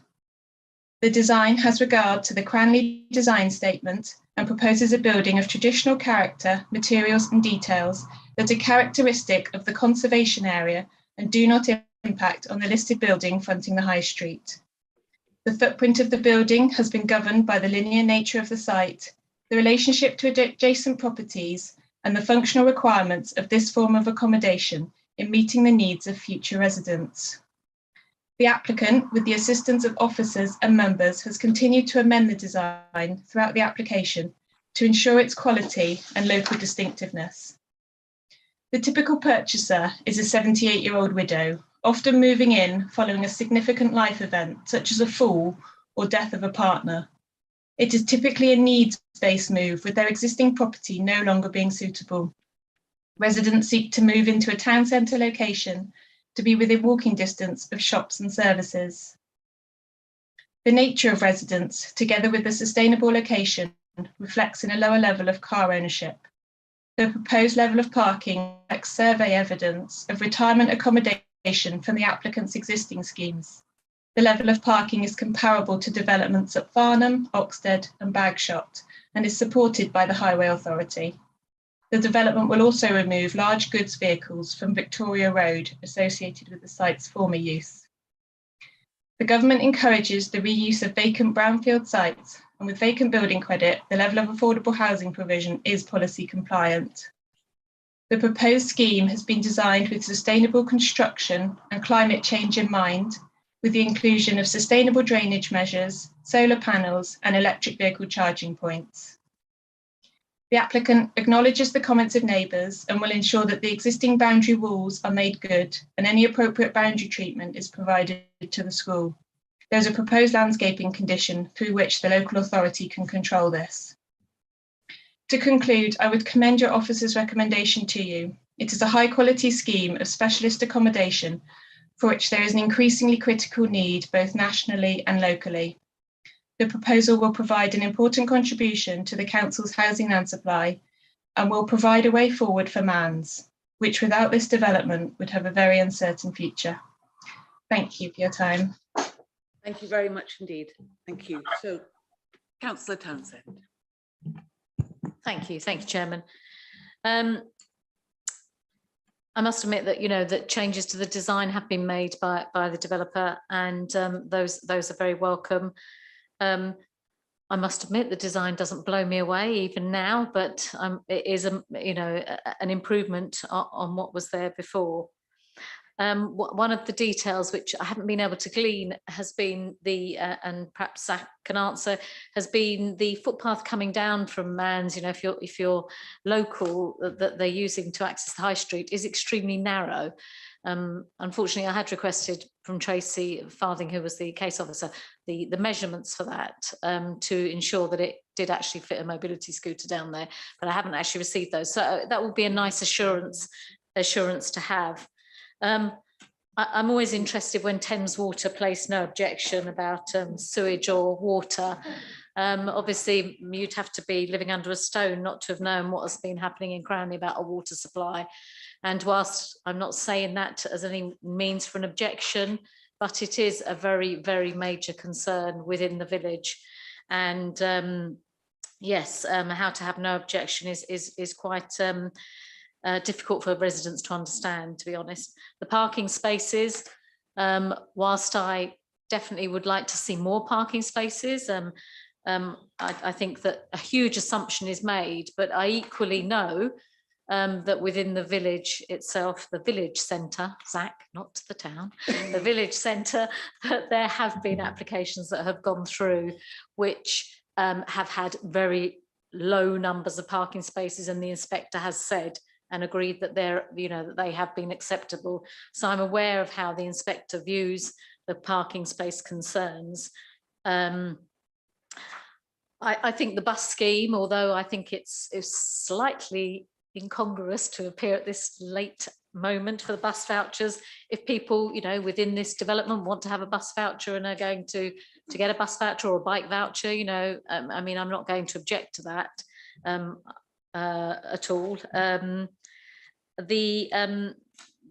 A couple of things, that the solar panels condition, I do think that there were some concerns about the sustainability of the heating supply within that, and I would like to see that condition slightly expanded out to get confirmation of the heating system, which I do believe they were going for all electric, and I'm sure that is the case, but it would be nice to have that energy efficiency agreed, a bit like the previous application, if that could be confirmed on there.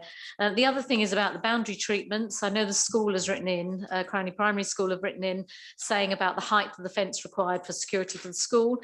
And whilst I appreciate the developer has indicated their agreement to that boundary treatment, I again perhaps would like to tie that up with, if appropriate, with a condition to ensure that does meet the school's standards. One other thing, I think from the construction plan that it talks about working from 8:30, and I do note that there has been one of the residents has put an objection against the application.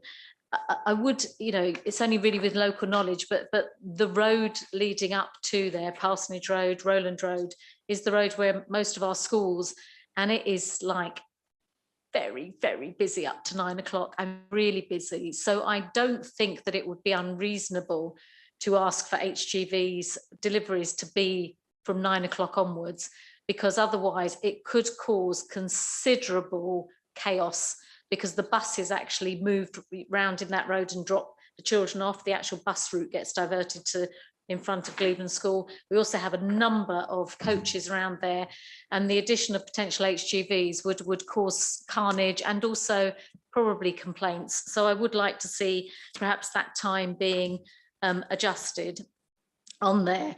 That there is also on the views, on the verified views, it showed the road, it is very narrow, and there's just parking, which is residents only parking on that side. And I think that, you know, within the construction, again, the considerate construction informative needs to be added on, but also potentially whether there is, in order to protect Rowley's and Rowley's land, which is a grass verge around there, that I think that there should be some kind of perhaps condition assessment and post-condition assessment, because I can just see construction vehicles wanting to park. They can't park on the legal side because it is residence parking only. So they may be tempted to park on the grass verges around there, which would really cause an issue. So I would, if at all possible and considered reasonable, like to have a pre and post condition assessment and a condition added as well. I do see as well that the police added a letter into the application on the 23rd of February saying that they would like the Secure by Design accreditation for the parking and the area. Now, I do think, you know, if we are going to consult with the police and they do suggest a condition, I do think that we should really take that on board and have that Secure by Design. And that actually comes up in the next application as well. The police have taken the time to, you know, to respond to our consultation and have asked for that Secure by Design accreditation. It's a really good accreditation. It's something that in Cranley's Emerging Neighbourhood Plan we've really looked at and put it in our own policies as well. Just have a look. I think that's probably. You'll be pleased to know. I'll just wake up the fellow councillors. I think that's really what I would like to see. It isn't as I said, I went into Guildford the other day, and I don't know whether anybody has seen the boathouse, the new boathouse. I mean, it is beautiful. It's inspiring. It's great. I would have liked to have seen something on this site which is going back to the heritage of Mans, looking at maybe reflecting some of that kind of industrially type thing. However, I haven't got that. And it is a shame. It's a shame we don't look for that excellence. It's a shame we don't see buildings which could be put through for a, you know, like a design award later on, and that we get these very, very homogenized places. However, I am minded to actually support this application. Obviously, listen to what my fellow councillors have to say as well. But I'm sure Zach will come back on some of those conditions. I'm sorry to have added a few things in, but I can, as you all would expect, go through them again if required. Thank you. Thank you, Councillor Townsend. Zach. Thank you, Chairman, and thank you, Councillor Townsend. A lot to digest there. Firstly, the good news is on. If you turn to condition 22, that relates to the requirement to have a construction transport management plan, and it actually specifies that shall restrict HGV movements such that none take place between the hours of 8:30 and 9:15, and then 3 and 4 p.m. Yeah, so hopefully that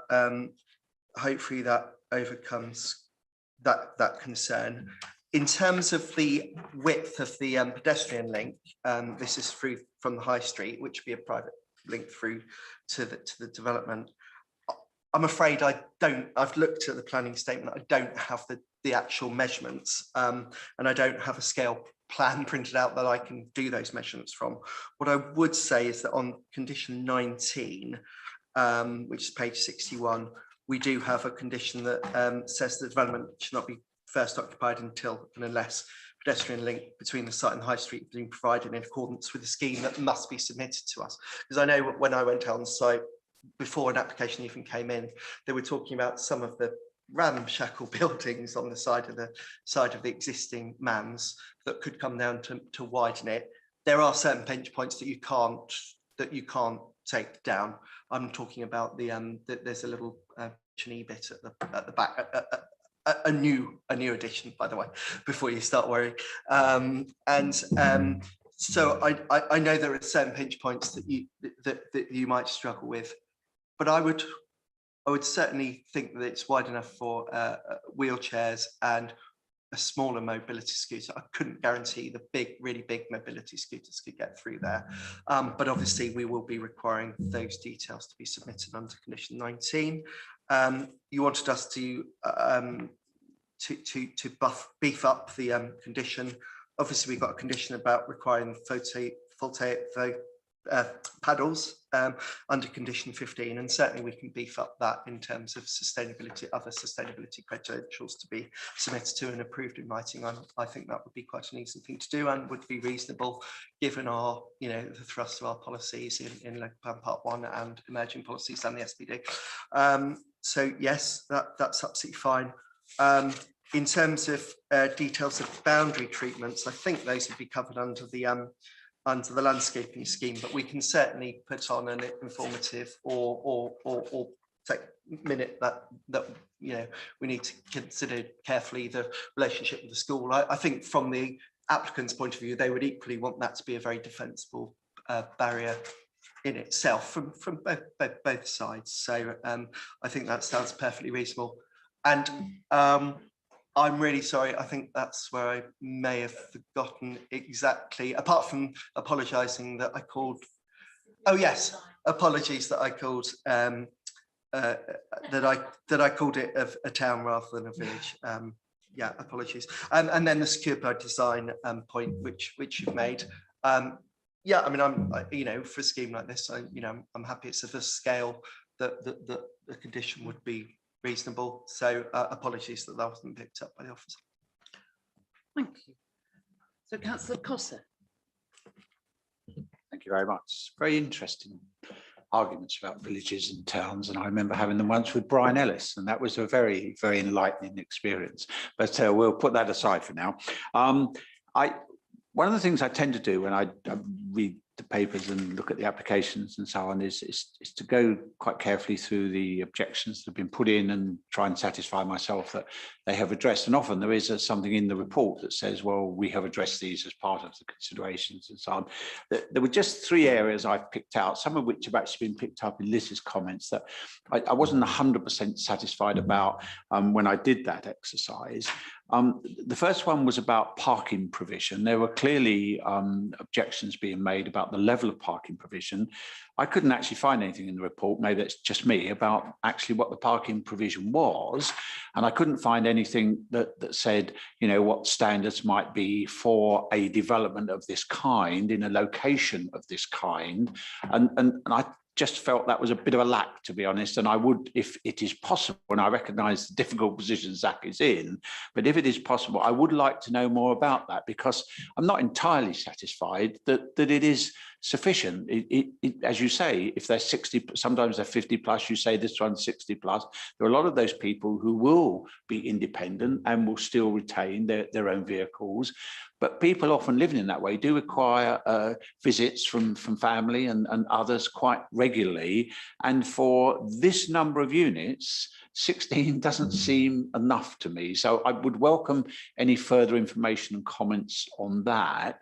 The second one is, which I haven't heard referred to at all, there was a objection and concern which may be completely unfounded, but I didn't see it refuted in the report, that putting this building up would actually restrict rear access for other retail units on the high street, thus forcing, I assume, deliveries and things onto the high street frontage. And I definitely would like some more comment on that, because I think that would be pretty dreadful. If it is a consequence of this, then that's something I'm just going to have to think about and weigh in the balance. But I would like some more information on that. And the final one, I think probably has been brought up. And again, I'm not sure we've resolved it satisfactorily, though I realise they will have to put. There seemed to be a comment almost from in the report saying, hey, what a great thing, they're going to provide this wonderful access onto the high street. But some of the objections were that there was an inadequate access onto the high street. I think I now know why. It seems to be about the narrowness. And I have to say my heart sank when Zach talked about Ginnell, because I have family who live in areas where we have Ginnells, and they're not very narrow. They are very narrow. They're not very wide. And as long as we can be satisfied that they are at least going to be adequate, again, I would like some reassurance on that. My overall view is that, as with Councillor Townsend, my presumption is that I would probably wish to support the application, but could I have some more information and clarification on those points? Thank you, Chairman. Thank you, Councillor Cossa. Yes, I mean, in terms of the report, point taken. I think actually it should have set out exactly what the parking provision was and what the assessment against our standard sort of parking standards. What I would say is that a transport assessment has been submitted with the application, and this is a very niche type of development. And I'm quoting from the planning statement, so take this at face value in that it's not my words or the council's words, it's from the applicant, but from their experience of Churchill, and they're very experienced in retirement living, they're very experienced in delivering these sort of schemes, is that that 0.3 spaces per apartment meets the required demand, and they're saying at that rate they would need to provide a minimum of 12 spaces at 0.3 spaces per unit. But they're providing some additional spaces in the town centre location to try and mitigate additional sort of overspill into the local roads. I mean, obviously, you will occasionally get visitors, but there are public car parks in the area, and there are unrestricted parking zones around the back there. I mean, I know the high street itself is no, but I have parked on the road there. I know there are some unrestricted areas. So in terms of the provision, and I suppose in terms of weighing it into the balance, it's not just about looking at the policy and what they're providing. It is also looking at the nature of the scheme, and also its very sustainable town centre location, so close to the high street, 300 metres from the high street, with nearest bus stop being 200 to 250 metres, a 2 to 3 minute walk from the site, with a bus service every 15 minutes to Guildford, I understand, and an hourly bus service to Horsham railway station. I think, in terms of the location there and the nature of the people who will be accommodated in there, I mean, obviously it's for you to decide as the decision maker, but from officers' perspective, it does feel like an appropriate level of parking for the site, given the nature of the use. Before we move that, what I was trying to understand as much as anything else, as you say, that's the developer's view about their experience and so on. There may be reasons they have that view in terms of the amount of land available for additional accommodation and so on. But do we have any standards, this is my question, of our own, or do we just look at it and say, I get the bit about sustainable locations and older people and so on, but I just assumed we would have some guidelines and standards of our own against which we would judge this, that's all. Yeah, no, you're quite right, and actually it's something I'll pick up with all of my officers going forward, because that really should be, yes, yeah, we've adopted the county's standards, but as I say, that's the starting point. But where we do have developments in a very sustainable location, parking standards can be reduced. Thank you. Sorry, the other access to the other point was the access. Yeah. So you mentioned two things there. You mentioned the servicing to the retail units. What we're referring to there, or the objectives are referring to, is the fact that at the moment you've got Man's department store plus the outbuildings, and it's serviced from Victoria Road and the rear. There's a service yard, and that's where they service the needs of a very large department store. What will be lost by hiving this land off is that opportunity to service from the rear. So the remaining small area of Man's to the front, to the high street, there would need to be, as you get in many sort of high streets, there would need to be some servicing to that. But given that the nature and the size of those units would be significantly smaller than as existing, the department store, and it wouldn't be selling, they wouldn't be selling sort of large goods that the department store could sell in terms of furniture, carpets, etc. It's felt by the highways team that servicing from the high street would be acceptable in terms of those smaller units. But that's the point that's being made. But it would not affect any other retail units, was my question, I think. It would not impact adversely any other retail units in the high street. Well, no, because this is a rear yard that services Man's. Yeah, sorry. So that, I think that was the point, but you could read it both ways. And then thirdly, the don't want to use the word, you know, the alley, Twitton, that's a good word. The alley, I mean, you can certainly, I mean, I can reassure you that you can certainly, a pedestrian, even someone of my slight build, my build and stature can get through there. As I said, you could get through there with a wheelchair and a small mobility scooter. I don't know about the bigger, wider ones because you get a big range, and that's the detail that we'll be asking for. The problem would be that, you know, that they're limited to a certain degree by the sidewalls of existing sort of heritage buildings, which we wouldn't want to be taking down. Having said that, without sort of setting hairs running, there are some very ramshackle little, almost like lean-to shacky things that have been put on over time that their loss really would not harm the conservation area, and their size is such that actually they wouldn't even need to apply for consent to remove those because they're under 115 square meters. Yeah. Thank you. Cubic meters, sorry. Follows. Cubic meters. Thank you, Chair. Yeah, interesting one. This the water. I remain absolutely staggered, but completely unsurprised that nobody from Thames Water seems to have any comment from that. I very much hope Councillor Townsend, we might mention that if they agree to the CEO coming to meet us in a few weeks' time, as it always seems to be Cranley. The sustainability of the village centre location. I always have great difficulty putting that particular moniker when it comes to Cranley, when it's literally the most difficult place to get to and from if you don't drive a car. And as I rarely do drive a car, I know personally how irritating and frustrating it is. And I'm guessing that's where some of that slightly odd condition from the Highways Authority comes in. And I'll get to that in a moment. Councillor Townsend, I was going to reference that exact building in terms of design that you mentioned in Guildford. I'm assuming that design, as much as we're seeking it, we can't use as a particularly strong ability to object, can we? And I'll go back to a building in Godalming that's of a similar nature, that's got planning consent, that is also not particularly attractive and is doing a similar thing.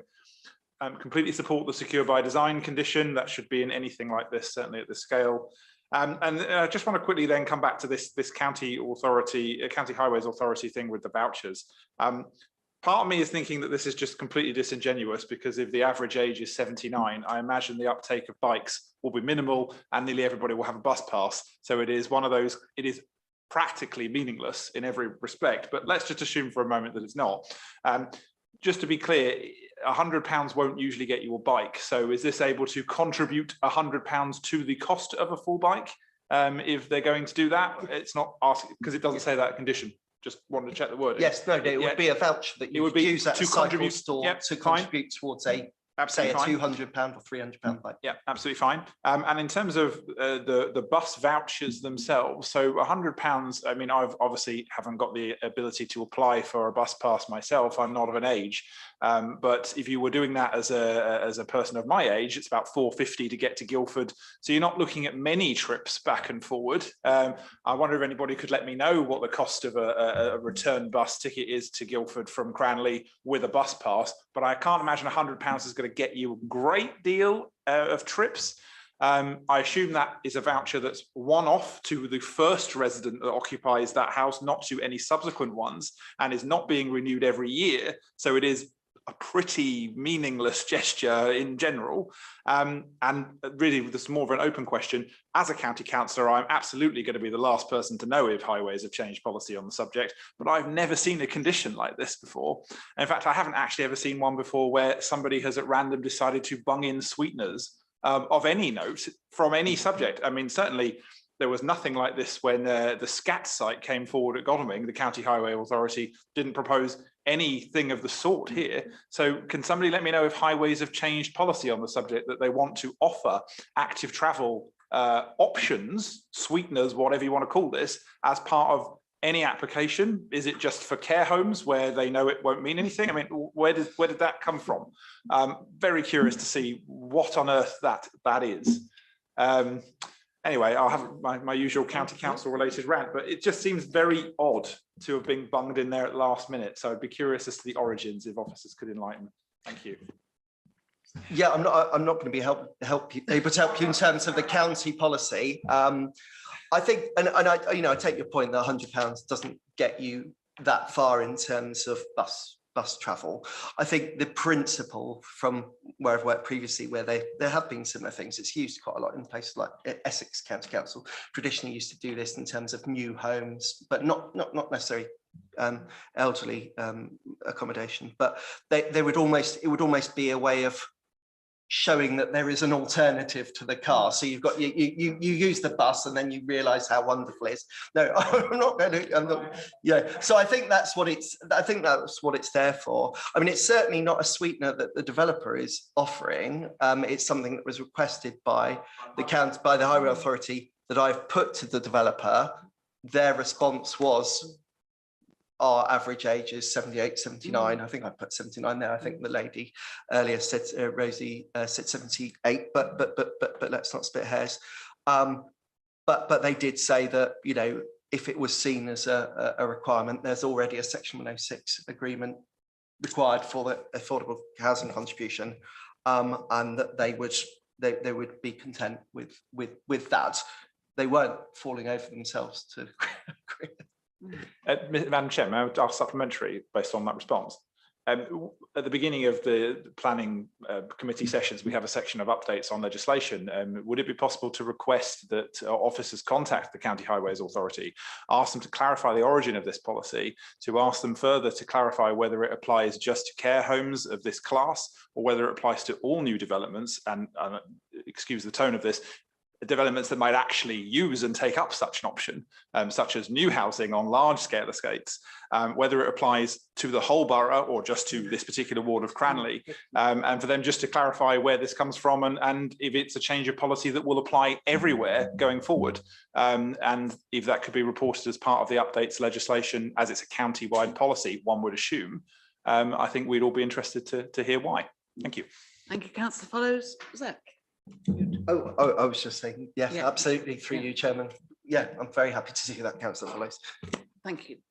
Yes, we have Councillor Goodridge and then Councillor Hegan and Val Henry and other would come. So Councillor Goodridge. Yeah, very briefly, as an aside, I think I've seen these conditions about bus, the cycle and bus passes, but be that as it may. What I was going to ask, and it's largely been covered by Councillor Cossa, because on page 41, the last paragraph, the second paragraph down, the last paragraph in 13 says officers note the change of circumstances regarding the servicing of the retained units.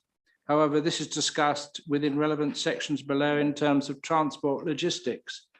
I couldn't find anything at all.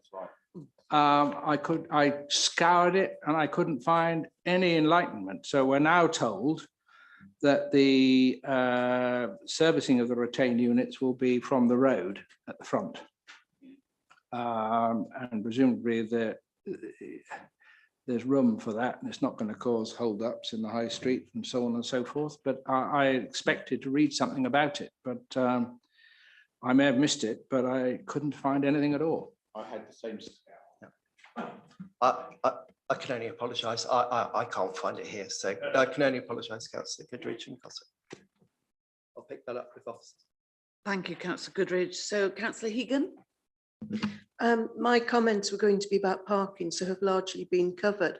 But I just wanted to make the comment, if we're looking at a standard applicable to this type of accommodation, I don't think just looking at the average needs of the residents for their own transport is the key issue. It's entirely foreseeable that you could have a fleet of carers all wanting to rock up at getting up and going to bedtime. And I just don't think that 16 units is anywhere near enough for that sort of profile of visitation. Thank you. Councillor Henry, followed by Councillor Reid, followed by Councillor Sadler. So Councillor Henry. Thank you, Chairman.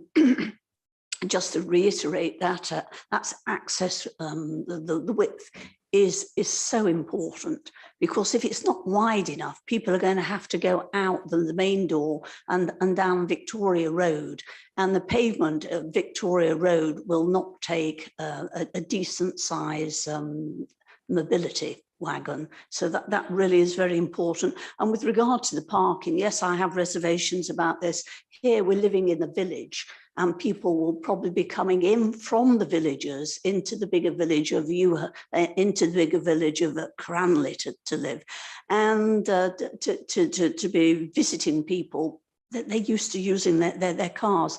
That number 16 doesn't rest easy with me. And the lady that spoke earlier on with the pretty name, she was likening Cranley to places like Basingstoke.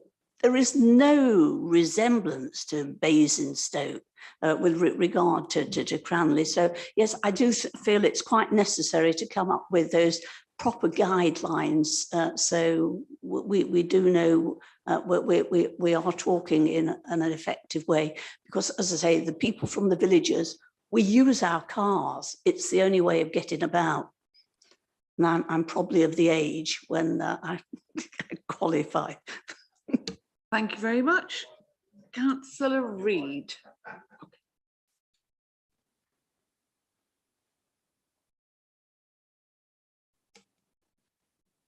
Councillor Reid? Sorry. I'm sorry, I didn't hear you, Chair. So, thank you very much. Well, I am a resident of Cranley, although I live in the adjacent ward, Cranley East. But I'd first of all like to thank Zach for admitting that he was wrong in calling Cranley a town. It is a village, and I do not want to see any more references like that in future. It really riles us all in the village. But apart from that, I've got about 8 points, but I think some of them have already been covered. But I wanted to first of all talk about neighbours. There are lots of neighbouring properties, other developments. They're all very closely packed in this particular area. Not only the school, and I think you've addressed that. Thank you very much, Zach. But there are vulnerable people visiting and using Rowleys. Behind Rowleys and between Rowleys and the actual site are purposely built homes for vulnerable people in the community. And there are very few off-road spaces for not only people to park, but for people to get out of the way of traffic. So I think we need to be thinking about those vulnerable people, please. The issue of transport, although coming down the alley, as Councillor Cossar refers to it, is the quickest way to get to buses, I just wanted to remind everyone that to get to the hospital in Guildford, which is the main hospital, it takes a change of buses in Guildford. And this is time consuming and quite expensive. So I wanted to put that point to you. The bus service is not particularly reliable. We've written about this as councillors from Cranley, and hopefully it will increase and improve. The residents I want to go back to that are the neighbours, Rowland Road. I feel very sorry for the people in Rowland Road. They've had problems in front, problems behind, and now potential problems, which I'm hoping we sort out through this committee and in the conditions behind at the actual site. The north part of the site borders onto Sarah's Place. There are lots of young families with young children. I agree that we should have police input onto car parks, as we did for the Cranley nursery developments. They're very good at giving advice. I remember that particularly. Crowding lots of car parking spaces together is asking for trouble.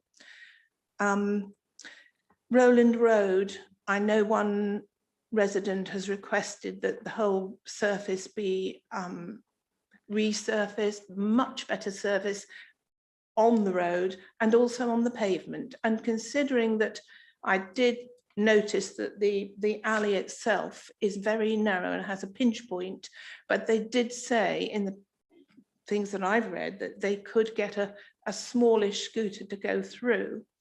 But if the pavements were restored and up to a very good standard, that would improve access for not only the vulnerable people using the pavements to go to Rowley's, but also accessing this development and exiting the development with them mobility scooters, should they be rather large.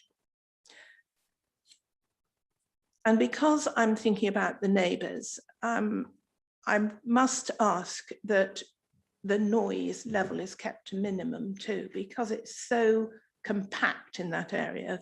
You know, there are lots of people living. And also the visual side of things.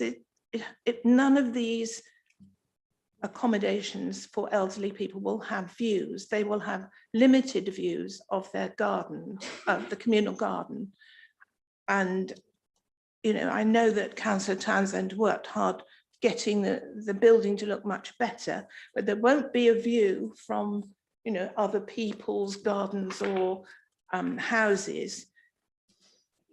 I noticed too that the Chamber of Commerce in Cranley have supported this. I think perhaps they're hoping, and we all know that people who live in retirement are probably unable to afford these particular accommodations, will have more money to spend. So in that respect, it will be a commercial advantage to Cranley. The access and parking, and particularly the access, is not only for the people there, and as Ms. Val Henry, Councillor Henry said, for carers, but also visitors and emergency services, because most people who are elderly will have, you know, need for ambulances to go in, and paramedics particularly, hopefully not police, but one never knows. So, you know, I support this, but I'm really worried about neighbours. And I've also take up one neighbour who has, there are very high walls around this particular development as it stands at the moment. They are very old and I think pre-Victorian walls in red brick. And it would be lovely if some of those could be retained if possible. And I think one of the residents mentioned the yew tree. So if people would particularly take account of that. Now I want to talk about the voucher system. And some areas in the country, and I'm thinking of my own elderly parents, before they died, they were offered vouchers for taxis.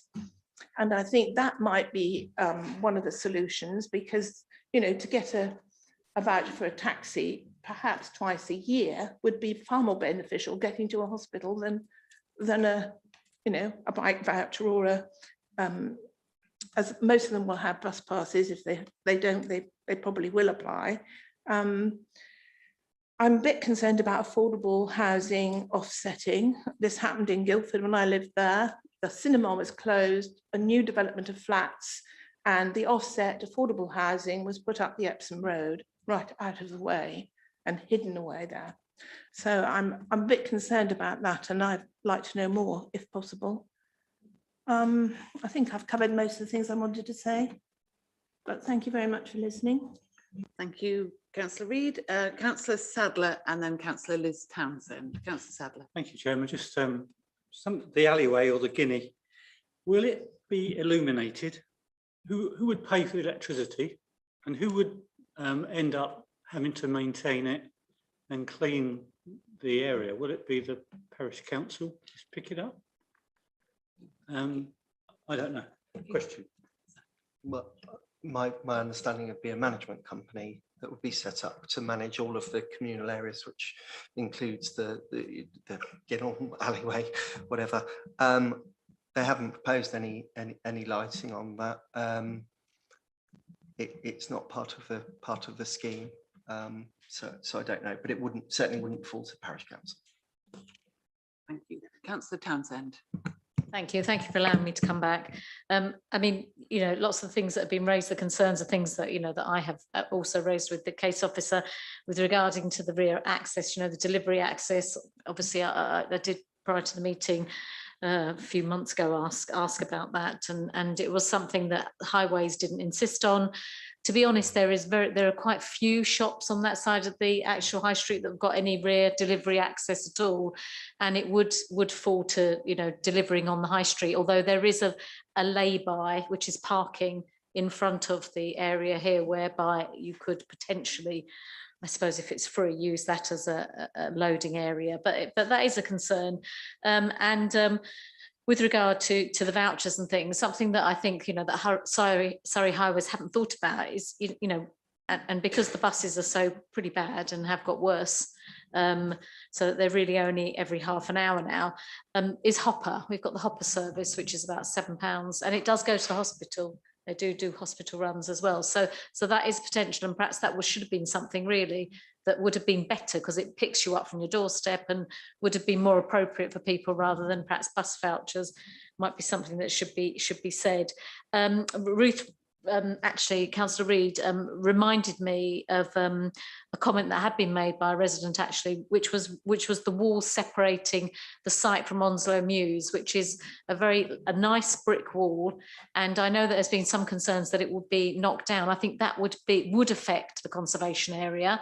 Absolutely, because it is part of the conservation area. And I do think that it would be reasonable to seek assurances that that brick wall would be retained. And I think that was definitely something that, and to be honest, I don't remember, it might be somewhere within the design and access statement or one of the documents, but I don't remember reading it, but Councillor Reid reminded me of that. But it is actually that wall which runs down by the side of Onslow Mews, which is it's an attractive wall. It looks fairly old.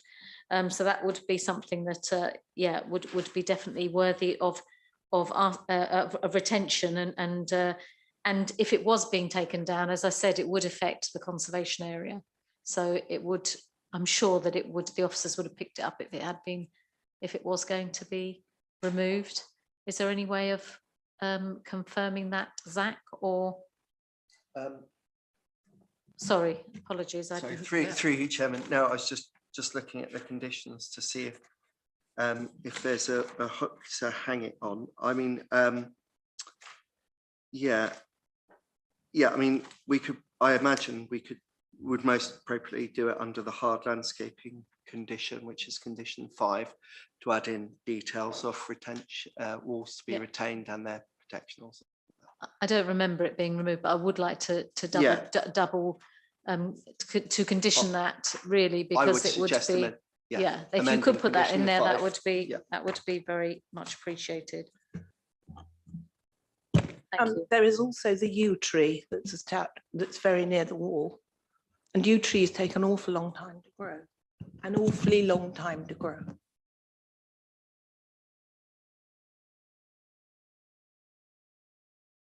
I think that is scooped up within the landscaping and the boundary treatment and retention of trees under the arboricultural study, but you know, I think that is there.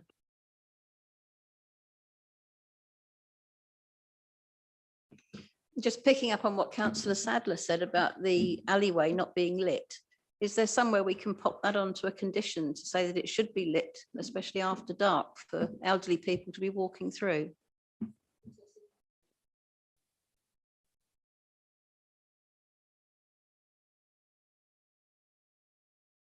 So condition 5 does a lot of work. So any other speakers? No. So we have recommendation A and recommendation B, and we have some variations on conditions that. So just in addition, you know, just to the secure by design condition. Yeah. Yes. So with those, we have recommendation A. Should we do recommendation A first? All in favour, please show. Did you want to speak? Apologies, Chairman. Sorry, I didn't realise you meant that was the only extra condition. We also had, we were beefing up the solar panels condition to say the sustainable energy, just to pass that by. We were also saying about the boundary treatment with the school, and obviously with the party, with the wall, the party wall with the Onslow Mews. I don't know whether it's called a party wall, that one, but the wall with the Onslow Mews. And we were also saying about the pre and post condition survey of the verge and the road. I mean, I know that people have talked about improving that road. The pavement is extremely narrow because the houses are literally right on the pavement. So it would be almost impossible to make improvements to that pavement. But the concern would be, and we've seen it in Newhurst, you know, where there's a grass verge on Rowland Road and on the side of where Rowley's is, that I'm sure construction traffic would end up parking there. So I would like the Rowland Road verges and the Victoria Road verges to be, you know, to be preserved and not to have loads of vans parked on them, to be honest. Thank you. Yeah.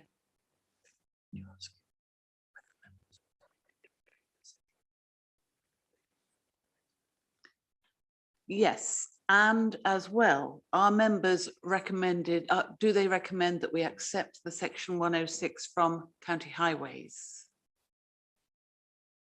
in recommendation A? Okay. Excuse me, Chair. Is it in our remit to actually make that a higher figure? Because I don't think that is enough. I think it's just a gesture. I think it's silly. I could see. I think my answer would be that the Highway Authority has requested a specific figure. If we were to ask for more, if it would be very difficult, given that the May I just add something here? My question earlier on about asking for the county highways to explain and confirm their policy. Could we also extend that to ask how they came to the £100 figure? Yeah. Thank you. Okay, so Councillor Wilson, your microphone's still on. So we are minded to accept section 106 in this and all the other things secure by design, and I don't need to repeat them. So are we minded to accept recommendation A? Please show. Okay, unanimous. Thank you. And recommendation B. Yep, thank you very much. Good, good. Are we happy, everybody, to carry on? Yeah. So we come to the third application. Is that you going? Are you staying? If it's okay with Oh, you, I'll yes, please stay. do. Oh, yes, please do. So entertaining. So application number 3, which is for Wheeler Street Nurseries, Wheeler Lane, Godalming, and this time it's going to be presented by James. Over to you, James. Thank you, Chair.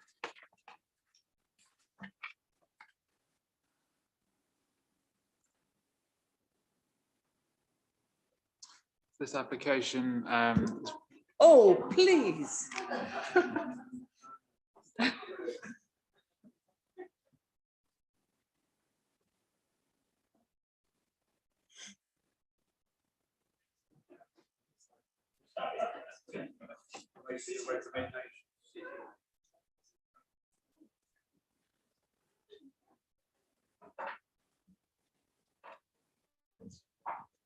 Right, this application is a full application for 17 dwellings on the northerly side of the Wheeler Street Nursery site, the former Wheeler Street Nursery site. Phase 1, 18 dwellings on the southerly part has already been granted permission and has been built out. And so here we have the location plan, the site outlined in red, and the existing phase 1 is just this bit here, and then we have the access down to the south leading out onto Wheeler Lane. An aerial photograph showing much the same area of land. The application site is this area highlighted here, and then we have the phase 1 scheme. You can see that the roofs look fairly new compared to the neighbouring houses. And the access down to Wheeler Lane as per the location plan. Some site photographs. This one is looking along Wheeler Lane toward the junction with the Petworth Road, and that's looking east. You can see the site access on the left-hand side there. This is one looking in the other direction, site access towards the centre of the view. This is a shot down the existing access, so that's the existing access leading to the 18 dwellings that have been completed. This is a shot just round the corner of the bend of the access, showing Petticoat Close, and you can see some of the surface treatments there on the road. These are a couple of views of the houses that have been built on Petticoat Close under phase 1. This is sort of at the end of the previous shot, some houses at the end of the road there, and this is around the next corner, just showing some of the landscaping. And this is the end of the phase 1 development, currently cul-de-sacs, and you can see the fence in the distance there, which currently divides the site from the phase 2 site, which, as you can see here, is derelict at the moment. So there's a number of structures still there, one long greenhouse you can see on the right, and a number of polytunnels on the left, and just some views going around the site now. So that's the glass house that remains, some derelict land. Again, just looking towards the easterly boundary there. And a couple of shots within the site. This is looking south towards the existing development. So the house there in the middle of the shot is one of the phase 1 houses. And again, looking across the site from the north, glass house and a couple of the phase 1 houses in the distance. So this is the proposed layout. Would connect to the phase 1 here. You can see highlighted access road leading up, and to the left there is a local area of play, this green space here. And it also serves to open out the site a little bit. So phase 1, you had that relatively tight bend in the middle of the development where there wasn't really a lot of space, so an extra amount of space there, giving a slightly more open aspect, and the houses arranged around. There is a small sort of circular walkway and a few sort of exercise installations in this corner here. And the proposed affordable housing there is highlighted with the blue dots. So those 5 units would be affordable. Some street scene views. This is showing the westerly side. So a similar design style to the phase 1 scheme, some differences in detail. And then on the top there, that's the easterly side. And then the bottom view is the affordable housing at the southerly side. And just to run you through the plans elevations of the houses, so these would be affordable 1-bedroom flats. And then plots 3 to 5, again affordable mix of houses. Plot 6, single detached. 7 and 8, differing design. Plot 9, again a single house. Plot 10, perhaps the largest house in the northwest corner. Plots 11 and 12 on the northerly side. 13 and 14, these are on the easterly sides, pair of semi-detached properties. And the final 3, terrace of 3 on the easterly side. And this is an indicative highway improvement scheme secured by condition 7, just showing how, in general terms, that would be improved upon. You can see Wheeler Lane there on the left-hand side, connecting to the Petworth Road on the right. This condition was recommended by the Highway Authority, and some of these details are subject to further agreements with the Highway Authority that are beyond the scope of this planning application. but this is an indicative view of what it could look like, and a scheme to this effect is secured by condition 7. The key issues on this one are considered to be the design of the scheme, how it interacts with the phase 1 scheme, and how it interacts with the wider environment. The impact to neighbouring amenity, and my report does identify some minor harm to one of the existing properties.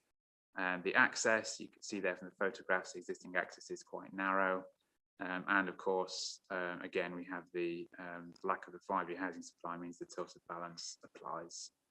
Thank you very much, Chair. Thank you, James. We have 3 public speakers now. We have Joseph Whelan, Peter Cleveland, and Councillor Jim Pettit from Whitley Parish Council. So first, may I call upon Joseph Whelan, if you're ready, please. Yes, I am. Thank you. Just checking you can hear me. We can. Great, thank you. So yeah, I'm Joseph Whelan. I'm one of the residents of Petticoat Close, so living in phase 1 of the Wheeler Street Nursery developments. And having read the letters of locals and having spoken to several of them, there are many points they'd like me to raise, but there's 2 that I prioritise for the sake of time. Now, my first point is about traffic flow, and it centres on the transport statement developed by the organisation called Motion that was added to the planning portal August 2021. And this is the statement that, as I understand, Surrey Highways have used to give their recommendation. Now, the report is very well written, very comprehensive, and it includes all of the data and data sources that have gone into it, including that for their traffic flow assessments. Now, estimates of traffic flow were calculated for the combined Wheeler Street development of 35 dwellings, and these estimates are based on what's called the TRIX database, which contain actual historic traffic flow measurements taken at various times from various locations around the UK. Now, the Motion report, when it was assessing the impact of the private residential properties that the combined development would create, it uses data from 23 historic measurements from around the UK, but none in Surrey. The dates of the measurements go as far back as 2005, the most recent being 2013. And the average dwelling number for each of those measurement locations was 19.5. So not only does the data for these estimates lack anything from Surrey, it's incredibly old, and it's based on development sizes that are smaller than that of the combined Wheeler Street Nursery development. Now, when we also go on to consider, car ownership has been published of going up by 12% in the southeast of England over the last 15 to 20 years. That, together with how behaviours have changed and accelerated over the pandemic, the vast increase with grocery and online shopping deliveries, then the traffic flow calculations are, I think, based on irrelevant data that cannot be relied upon. And so we therefore request that the decision is deferred until such a time that a traffic assessment is made using up-to-date data from the local area. Now, my second point centres on the condition around allowable hours for construction and deliveries. So 8 AM to 6 PM Monday to Friday and 8 AM to 1 PM Saturday. So within the close, there are 7 households with school-aged children, mostly infant and junior, 4 households with preschool-aged children, and of course, many more in the immediate vicinity of Wheeler Lane. Now, anyone with experience will know that the morning school and nursery run can be extremely stressful. If construction traffic is allowed to enter the close, or even that stretch of Wheeler Lane that we saw in those photos just outside it, those roads become blocked. They are not wide enough to allow anything other than 2 standard cars to pass each other. So if this happens before 9 AM, it will result in stress to the families, in lateness to school.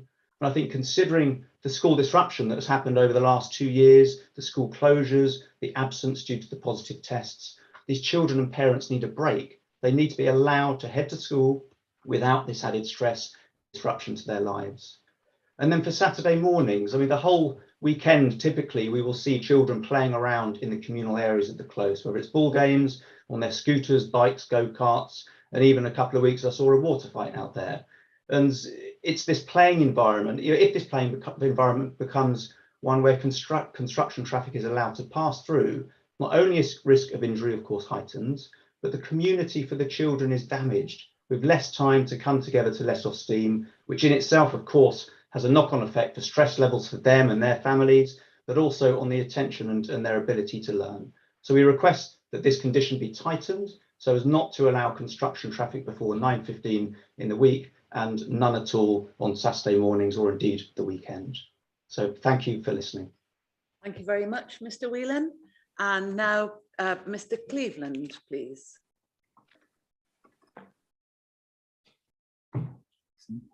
Thank you, Chair. Can you hear me okay? Yes, we can hear you. Thank you. Yes, thank you, Chairman. So my name is Peter Cleveland. I'm the planning agent acting on behalf of the applicant.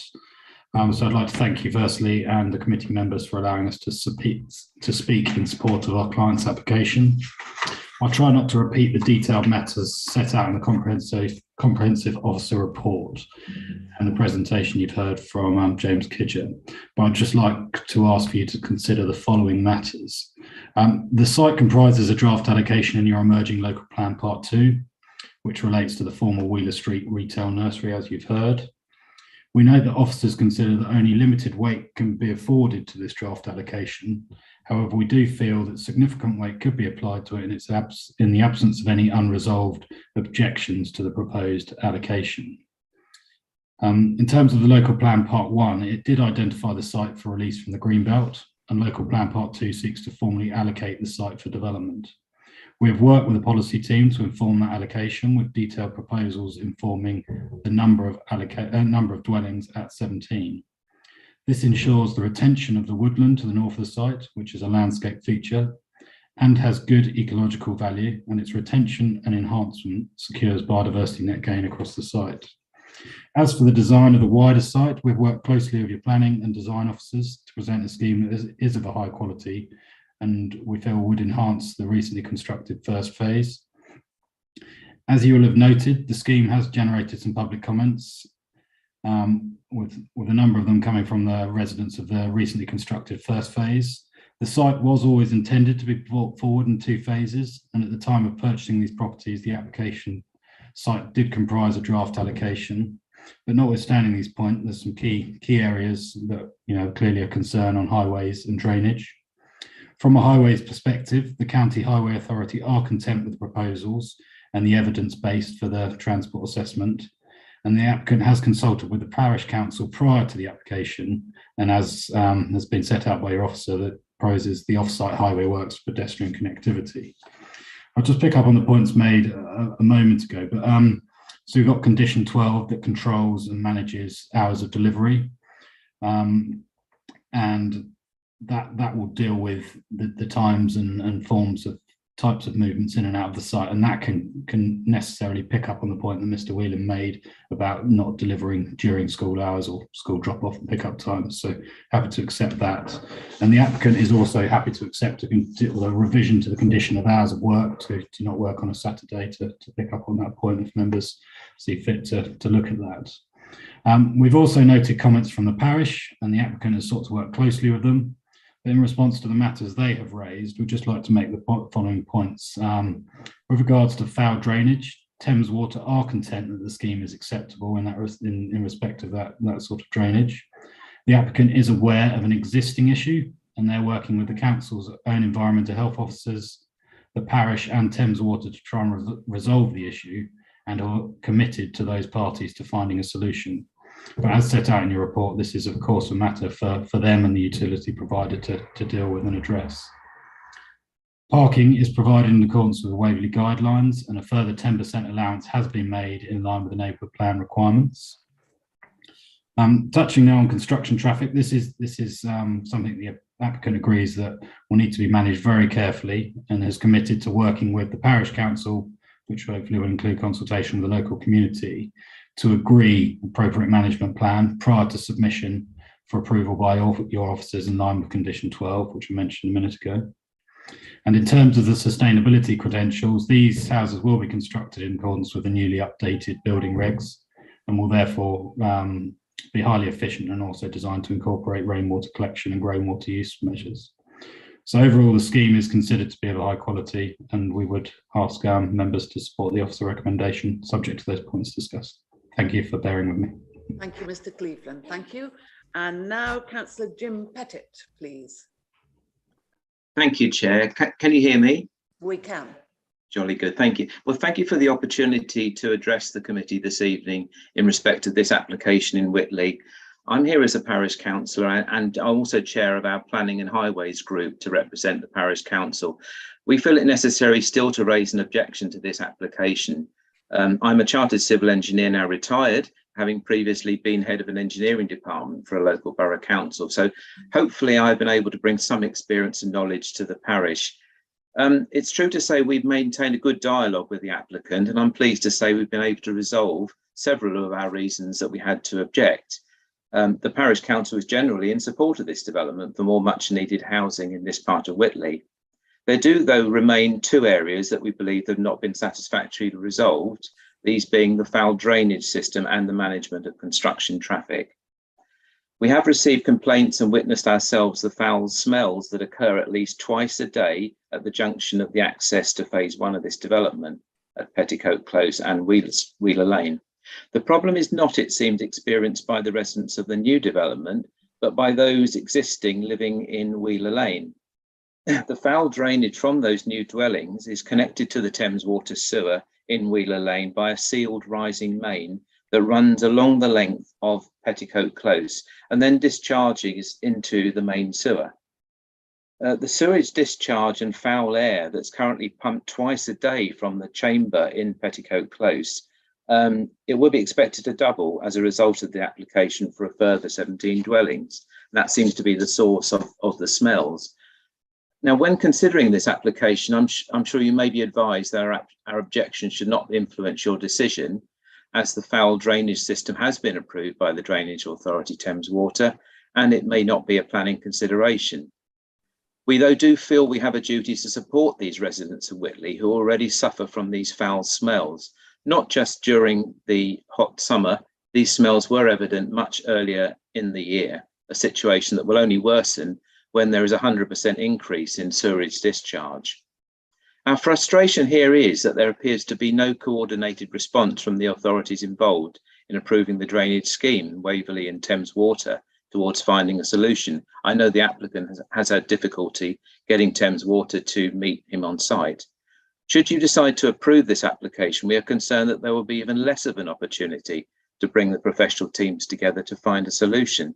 And we respectfully ask that you defer consideration of this application until that has happened. If I now can turn to the management of construction traffic, anyone regularly using Wheeler Lane during construction of phase 1 of this development will be aware of the chaos that ensued during the construction of those first 18 dwellings. The opportunity was then taken to use the local pub car park at the Star, which was not in full use at that time. Of course, now fortunately for Whitley, this pub is now about to reopen. However, of course, this off-site parking facility will not be available for phase 2. And this, coupled with the need to maintain access for the phase 1 dwellings now in Petticoat Close, means that managing construction traffic and operatives parking is very important. We understand that the approval of this application will include a condition that a construction management plan will be required. And it is actually generally of concern to Whitley Parish Council that we are not normally consulted when the planning authority discharge planning conditions. So we may not have an involvement in that decision. So the Parish Council, as local residents, we feel are well placed to comment on the suitability of the management plan, which considers matters such as timings for construction deliveries. There will be a clear conflict with school traffic for the Chandler School and the Barrow Hills schools. We have touched on that, I know, an earlier speaker. And of course, there will be contractors, operatives parking. We feel they should be parking on site, not within Wheeler Lane or indeed in the grass area at the junction of Petworth Road, where there is currently a lot of parking going on because of the work at the Star. The Parish Council feel that it's so important that in the absence of a construction management plan with this application, we still need to raise an objection, which could, though, be resolved by us being consulted when the relevant condition is considered for discharge. Thank you for listening to me. Thank you, Councillor Pettit. Thank you. So now we come to councillors, and we have Councillor Follows. Can I just defer to Councillor Sadler, who called this in, and I'll go after him if that's okay. Certainly, Councillor Sadler. Thank you, Chair. Yeah, my concern, well, initially, the application was dated 11th of May 2021, so it's disappointing it's taken such a long time to get here, but there we go. Yeah, I've concerns about the inadequate pedestrian and vehicular access to this site, particularly for children, cyclists and those who have mobility impairments. And a particular planning matter, I feel this is a piecemeal development. It should have been, initially it was 17 houses and 18 rather. Now it's got 17 plus 2 existing, so it's 35. And as far as the carriageway, the access carriageway, the minimum recommended carriageway width is for 0 to 25 dwellings is 4.1 metres. Well, at the second telegraph pole, it measures 4.17 metres, so it meets the 0 to 25. But 26 to 50, it should be 4.8 metres. And obviously it doesn't meet that. And there is no space either side to get a footpath in, which is very disappointing. I also feel, well, obviously road safety and the impact on traffic is a real issue. The access road, as I just said, is substandard. Doubling the number of dwellings on the inadequate access road to the development would significantly increase the likelihood of an adverse event, such as a collision occurring with emergency services, other vehicles, pedestrians, cycles, or those users who have mobility impairments. And that includes wheelchairs and prams. The absence of proper footpaths on, or any footpaths on the existing access road is regrettable to say the least. By design, it's desirable for each side to have a 2 metre wide footpath, similar to the existing arrangement to the Bannister Close estate, which is just opposite. And I suggest there may be DDA implications because of that. Also, I couldn't find any layout for street lighting on the new plan, but I guess it will be similar to what's existing. But as I say, it's the access road that is a real concern. Thank you. Thank you. Councillor Follows.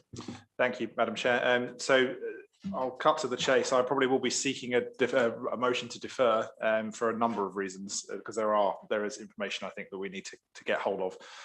I suspect the one that I can't request with any force, although I will certainly try one more time, is Thames Water, because I'm starting to believe that they don't have any other ability to write words in English other than no objection. Most of us who have any familiarity with that particular part know there are issues with the drainage there. You can physically smell it. You can sometimes see it in some parts of that area. It needs no objection is ridiculous. I don't believe I'm able to motion for a deferral on that particular ground, but I would stress that if we do defer it, I would request officers put it to Thames Water directly to answer the objections that have been put by Whitley Parish Council and others, because they're very clearly correct. How there is no objection from Thames, I don't know.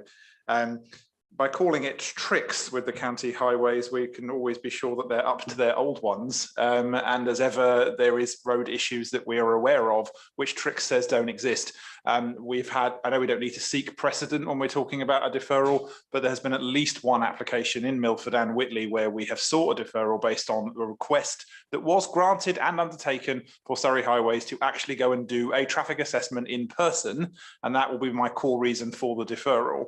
I would also request, although again, I don't believe it can be part of the reason for deferral, that construction traffic management plan be sought in advance and provided to Whitley Parish Council, who I know are not a statutory consultee on such things, but have a very, very capable planning committee that I'm sure will render a very useful opinion on it. So my deferral motion is solely for the request of a full in-person highways assessment to be undertaken rather than one reliant upon data from tricks. And I'm absolutely certain there'll be a seconder probably lurking in here somewhere, but certainly that would be my motion, Madam Chair. Thank you, Councillor Follows. We have Councillor Gale. Chairman, can I raise a point of order? Yes. Well, yeah, my point of order is this, that I think we have a motion. I think we should look for a seconder, and I would rather we discuss the motion rather than have, a general opportunity for members to comment. Otherwise, we might find ourselves unnecessarily spending time here that we don't want to spend. Thank you very much for your wisdom, Councillor Costa. It is something that we were discussing up here as well. We were just going to see how it drifted, but if that's because, yes, no, because it's 9 o'clock nearly. So Councillor Follows has made a recommendation. So I've proposed a motion and seeking a seconder in this particular case. You have, yes. Okay, so I think, Kissy, that is carried to defer. Thank you. Okay. Yes, okay. indeed. Justice, All they were right, all all right. seconding. Even I All don't right. believe I have that So power. okay, so the proposal to defer is seconded. With those in favour of deferring, Excuse me, please? Chair. Sorry, we need to discuss the motion and then, I'm sorry, but that's kind of what we need to do. Okay, I was rushing for councillor Cossa. Well, not rushing for councillor Cossa, but rushing for councillor Cossa's sake. Councillor Cossa.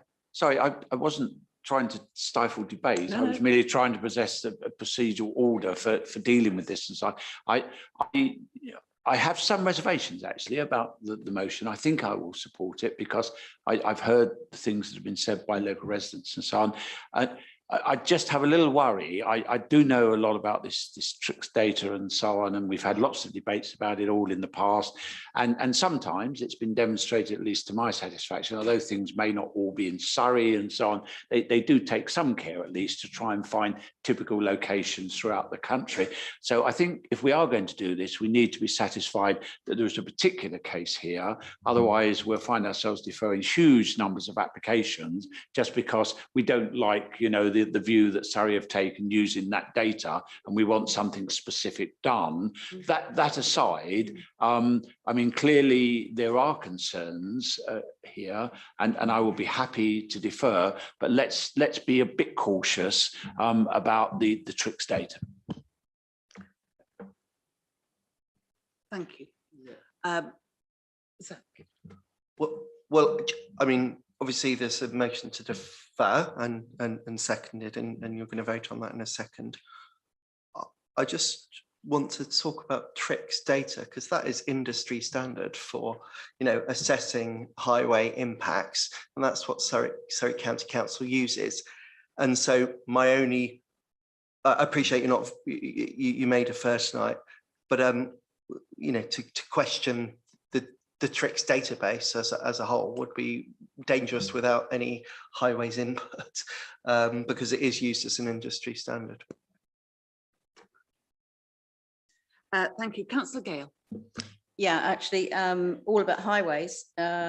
We have a condition on the drawing number 131129-02, and that's in the condition 7, but it says in general accordance with this drawing. This drawing was submitted to Surrey County Council Highways, and it says visited pedestrian enhancements agreed with Surrey County Council at pre-application stage. So this drawing was agreed with Surrey County Council. So why are we only seeing in general accordance with? Because the road plan there is what needs to be done. It needs to be pedestrian refuges. So I'm not sure where this all goes together. So that is one thing why I would support asking a Surrey County Council Highways people to come out and actually do a data and do it properly, because the actual data was taken in July in the school holidays that was being used on this as well. So I don't think that was really quite as accurate as it could be. And also, I think we do need an answer on the sewage situation. I've been speaking to Environmental Health at Waverley, who are struggling to get an appointment between the management company of Petticoat Close and Thames Water to actually come out on site together to discuss what really is going on there. But if we put the new phase in, and that goes through the same system as what's being used at the moment, this is going to double the problem.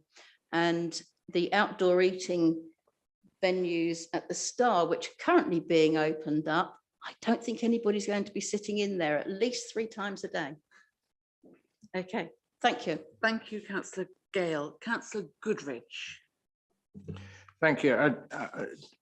The Highway Authority raised no objection subject to conditions. I assume they're conditions 7 and 8 that arose. I would have thought, to be honest, that the strongest reason for deferring is the fact that Thames Water are not objecting when there's an ostensible something wrong with phase 1, because the residents smell it and so on. And to ask why there's no objection or give an explanation as to why there are problems because the planning committee are not satisfied that no objection actually it should be the case when there's an ostensible problem. I think we're in a stronger position when there is something on the ground that is causing a problem after phase one, then the normal application when Thames Water say, fine, we can cope with water, we can cope with everything. And generally we know that, for example, Cranley Village can't. But this one, there is a specific, and I would, as a member of the planning committee, would want to know why there's no objection in view of the ostensible problems that exist. So although Councillor Follows said, well, the highways is the main reason, actually I would have Thames Water as the main reason, but one of the reasons obviously. And I think it's a good idea to have the transport plan done in advance so that when it comes before us next time, we know that that seeks the approval of Whitley Parish Council. Thank you. Councillor Townsend. Thank you. I think I was just going to support what Councillor Goodridge said about the Thames Water issue. In this instance, Thames Water seem to imply that they know there's an issue, which is unusual for them to perhaps state that. So I think that there does require some clarity, as there is an issue with phase one. It seems to be an issue with phase one. However, I just would like some confirmation from Zach on that we won't just get it slammed in for non-determination, that a deferral is appropriate in this case. Because obviously if that does, then it will go in as is, and there are some other areas that within the application, like the secure by design, again the police have asked for, again the conditions about rainwater and storage, which the parish council have asked for in accordance with their neighbourhood plan, which haven't been scooped up there, and also highways I think have asked for a pre and after construction condition as well, check. I appreciate that there's problems with the road and the access road. However, that's obviously not an adopted highway, I would say. So it was, unfortunately, it's one of those cases where it's been built to a standard which is basically not a highway standard. But I would want that assurance about the the non-determination just for before going forth. Sorry, Councillor Townsend. Thank you, Chairman. Yeah, I mean, I can't give you a cast iron assurance because it's not in my gift. It would be within the gift of the applicant and the agent. But the agent is on the call here. Officers have worked quite closely with them, and they have, as you've heard, they've tried to collaborate with the local community and the existing development. And so my hope and assumption is that they would want to, for the sake of, getting information that members feel they need to make a decision, for the sake of a few weeks, I expect that tactically they would want to continue that dialogue with us. I can't guarantee that, but as I say, we have a good relationship, and I, myself or James are very happy to pick up the phone tomorrow morning to Mr. Cleveland, who's the agent, and discuss it with him. And obviously, rather than just going back to Thames Water and County Council saying, "Are you sure?" I think what we need to do is set out the actual concerns, and because if we just go back to them and say, "Here's your response. Are you happy with that?" The answer is likely to be yes. If there were specific concerns raised about X, Y, and Z, as we've heard. What are your comments on that? I think that would be a far more productive way of doing it. So I can't give you a cast iron guarantee, but I would be very hopeful that Mr. Cleveland's a sensible agent, and I'm sure he'll be advising his clients accordingly. Thank you, Zach. We have two other speakers, as far as I know, Councillor Follows and Councillor Wilson. Do you want me to again reverse that so you can put your... In this case, this is me requesting, as I believe I have the right to do, to amend my deferral motion to include the water and the construction matters. If I'm going to have a query regarding one statutory authority, why not include all the others? So I take that point. Assuming my seconder concurs, that would be, I believe, in order. Yeah. And just to also add that in principle, I don't oppose this development at all. It's probably a pretty sensible place, but the issues that have been raised are ones that are material to the community to be dealt with first. And hopefully the agent is hearing that and will work with us to deal with them. So if I can amend my motion to include those two other items, then I'm happy to carry on. Thank you, Councillor Follows. I'm not sure which is the seconder, but and you accept that. Thank you. Councillor Wilson. Thank you, Chair. Just looking at the conditions, I'm a little bit confused, to be honest. The development hereby permitted shall not be first occupied as condition 7 until the pedestrian improvement scheme is provided and in general accordance with the drawing. And again, 8, the development permitted shall not be first occupied until visibility zones have been provided. Now, that I would think should apply to a new site, not to a road that is already built. And I'm quite confused because this actually is the entrance to Wheeler Lane, which has already got 17, 18 houses on the other side of it. So how on earth did we come to that pass? Okay.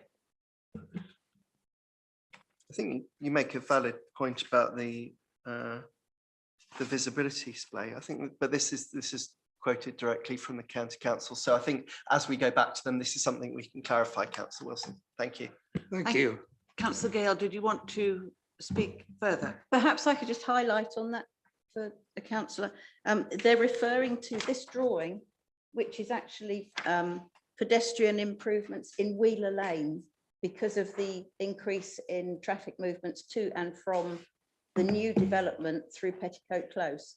So this is referring to the enhancement of the road around the outside of the development site because of the enhancement of the number of vehicles in there.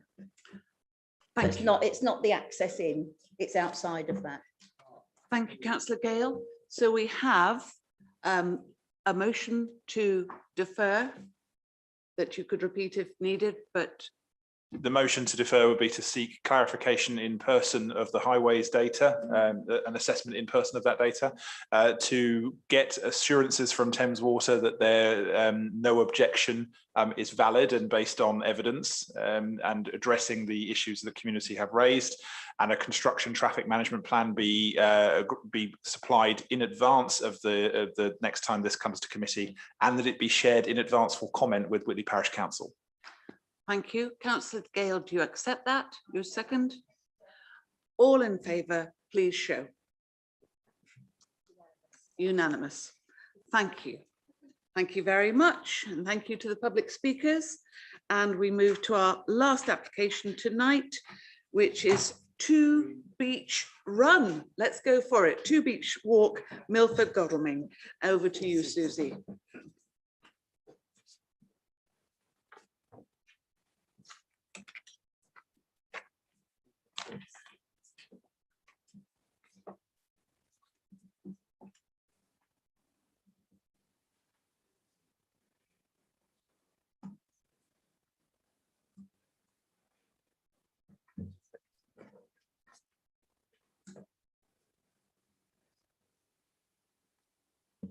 Thank you, Chair. This item has been brought to committee as it falls outside the scheme of delegation as the agent is related to a member of staff. The proposal is the insertion of a rear window at first floor level. There are no neighbouring comments.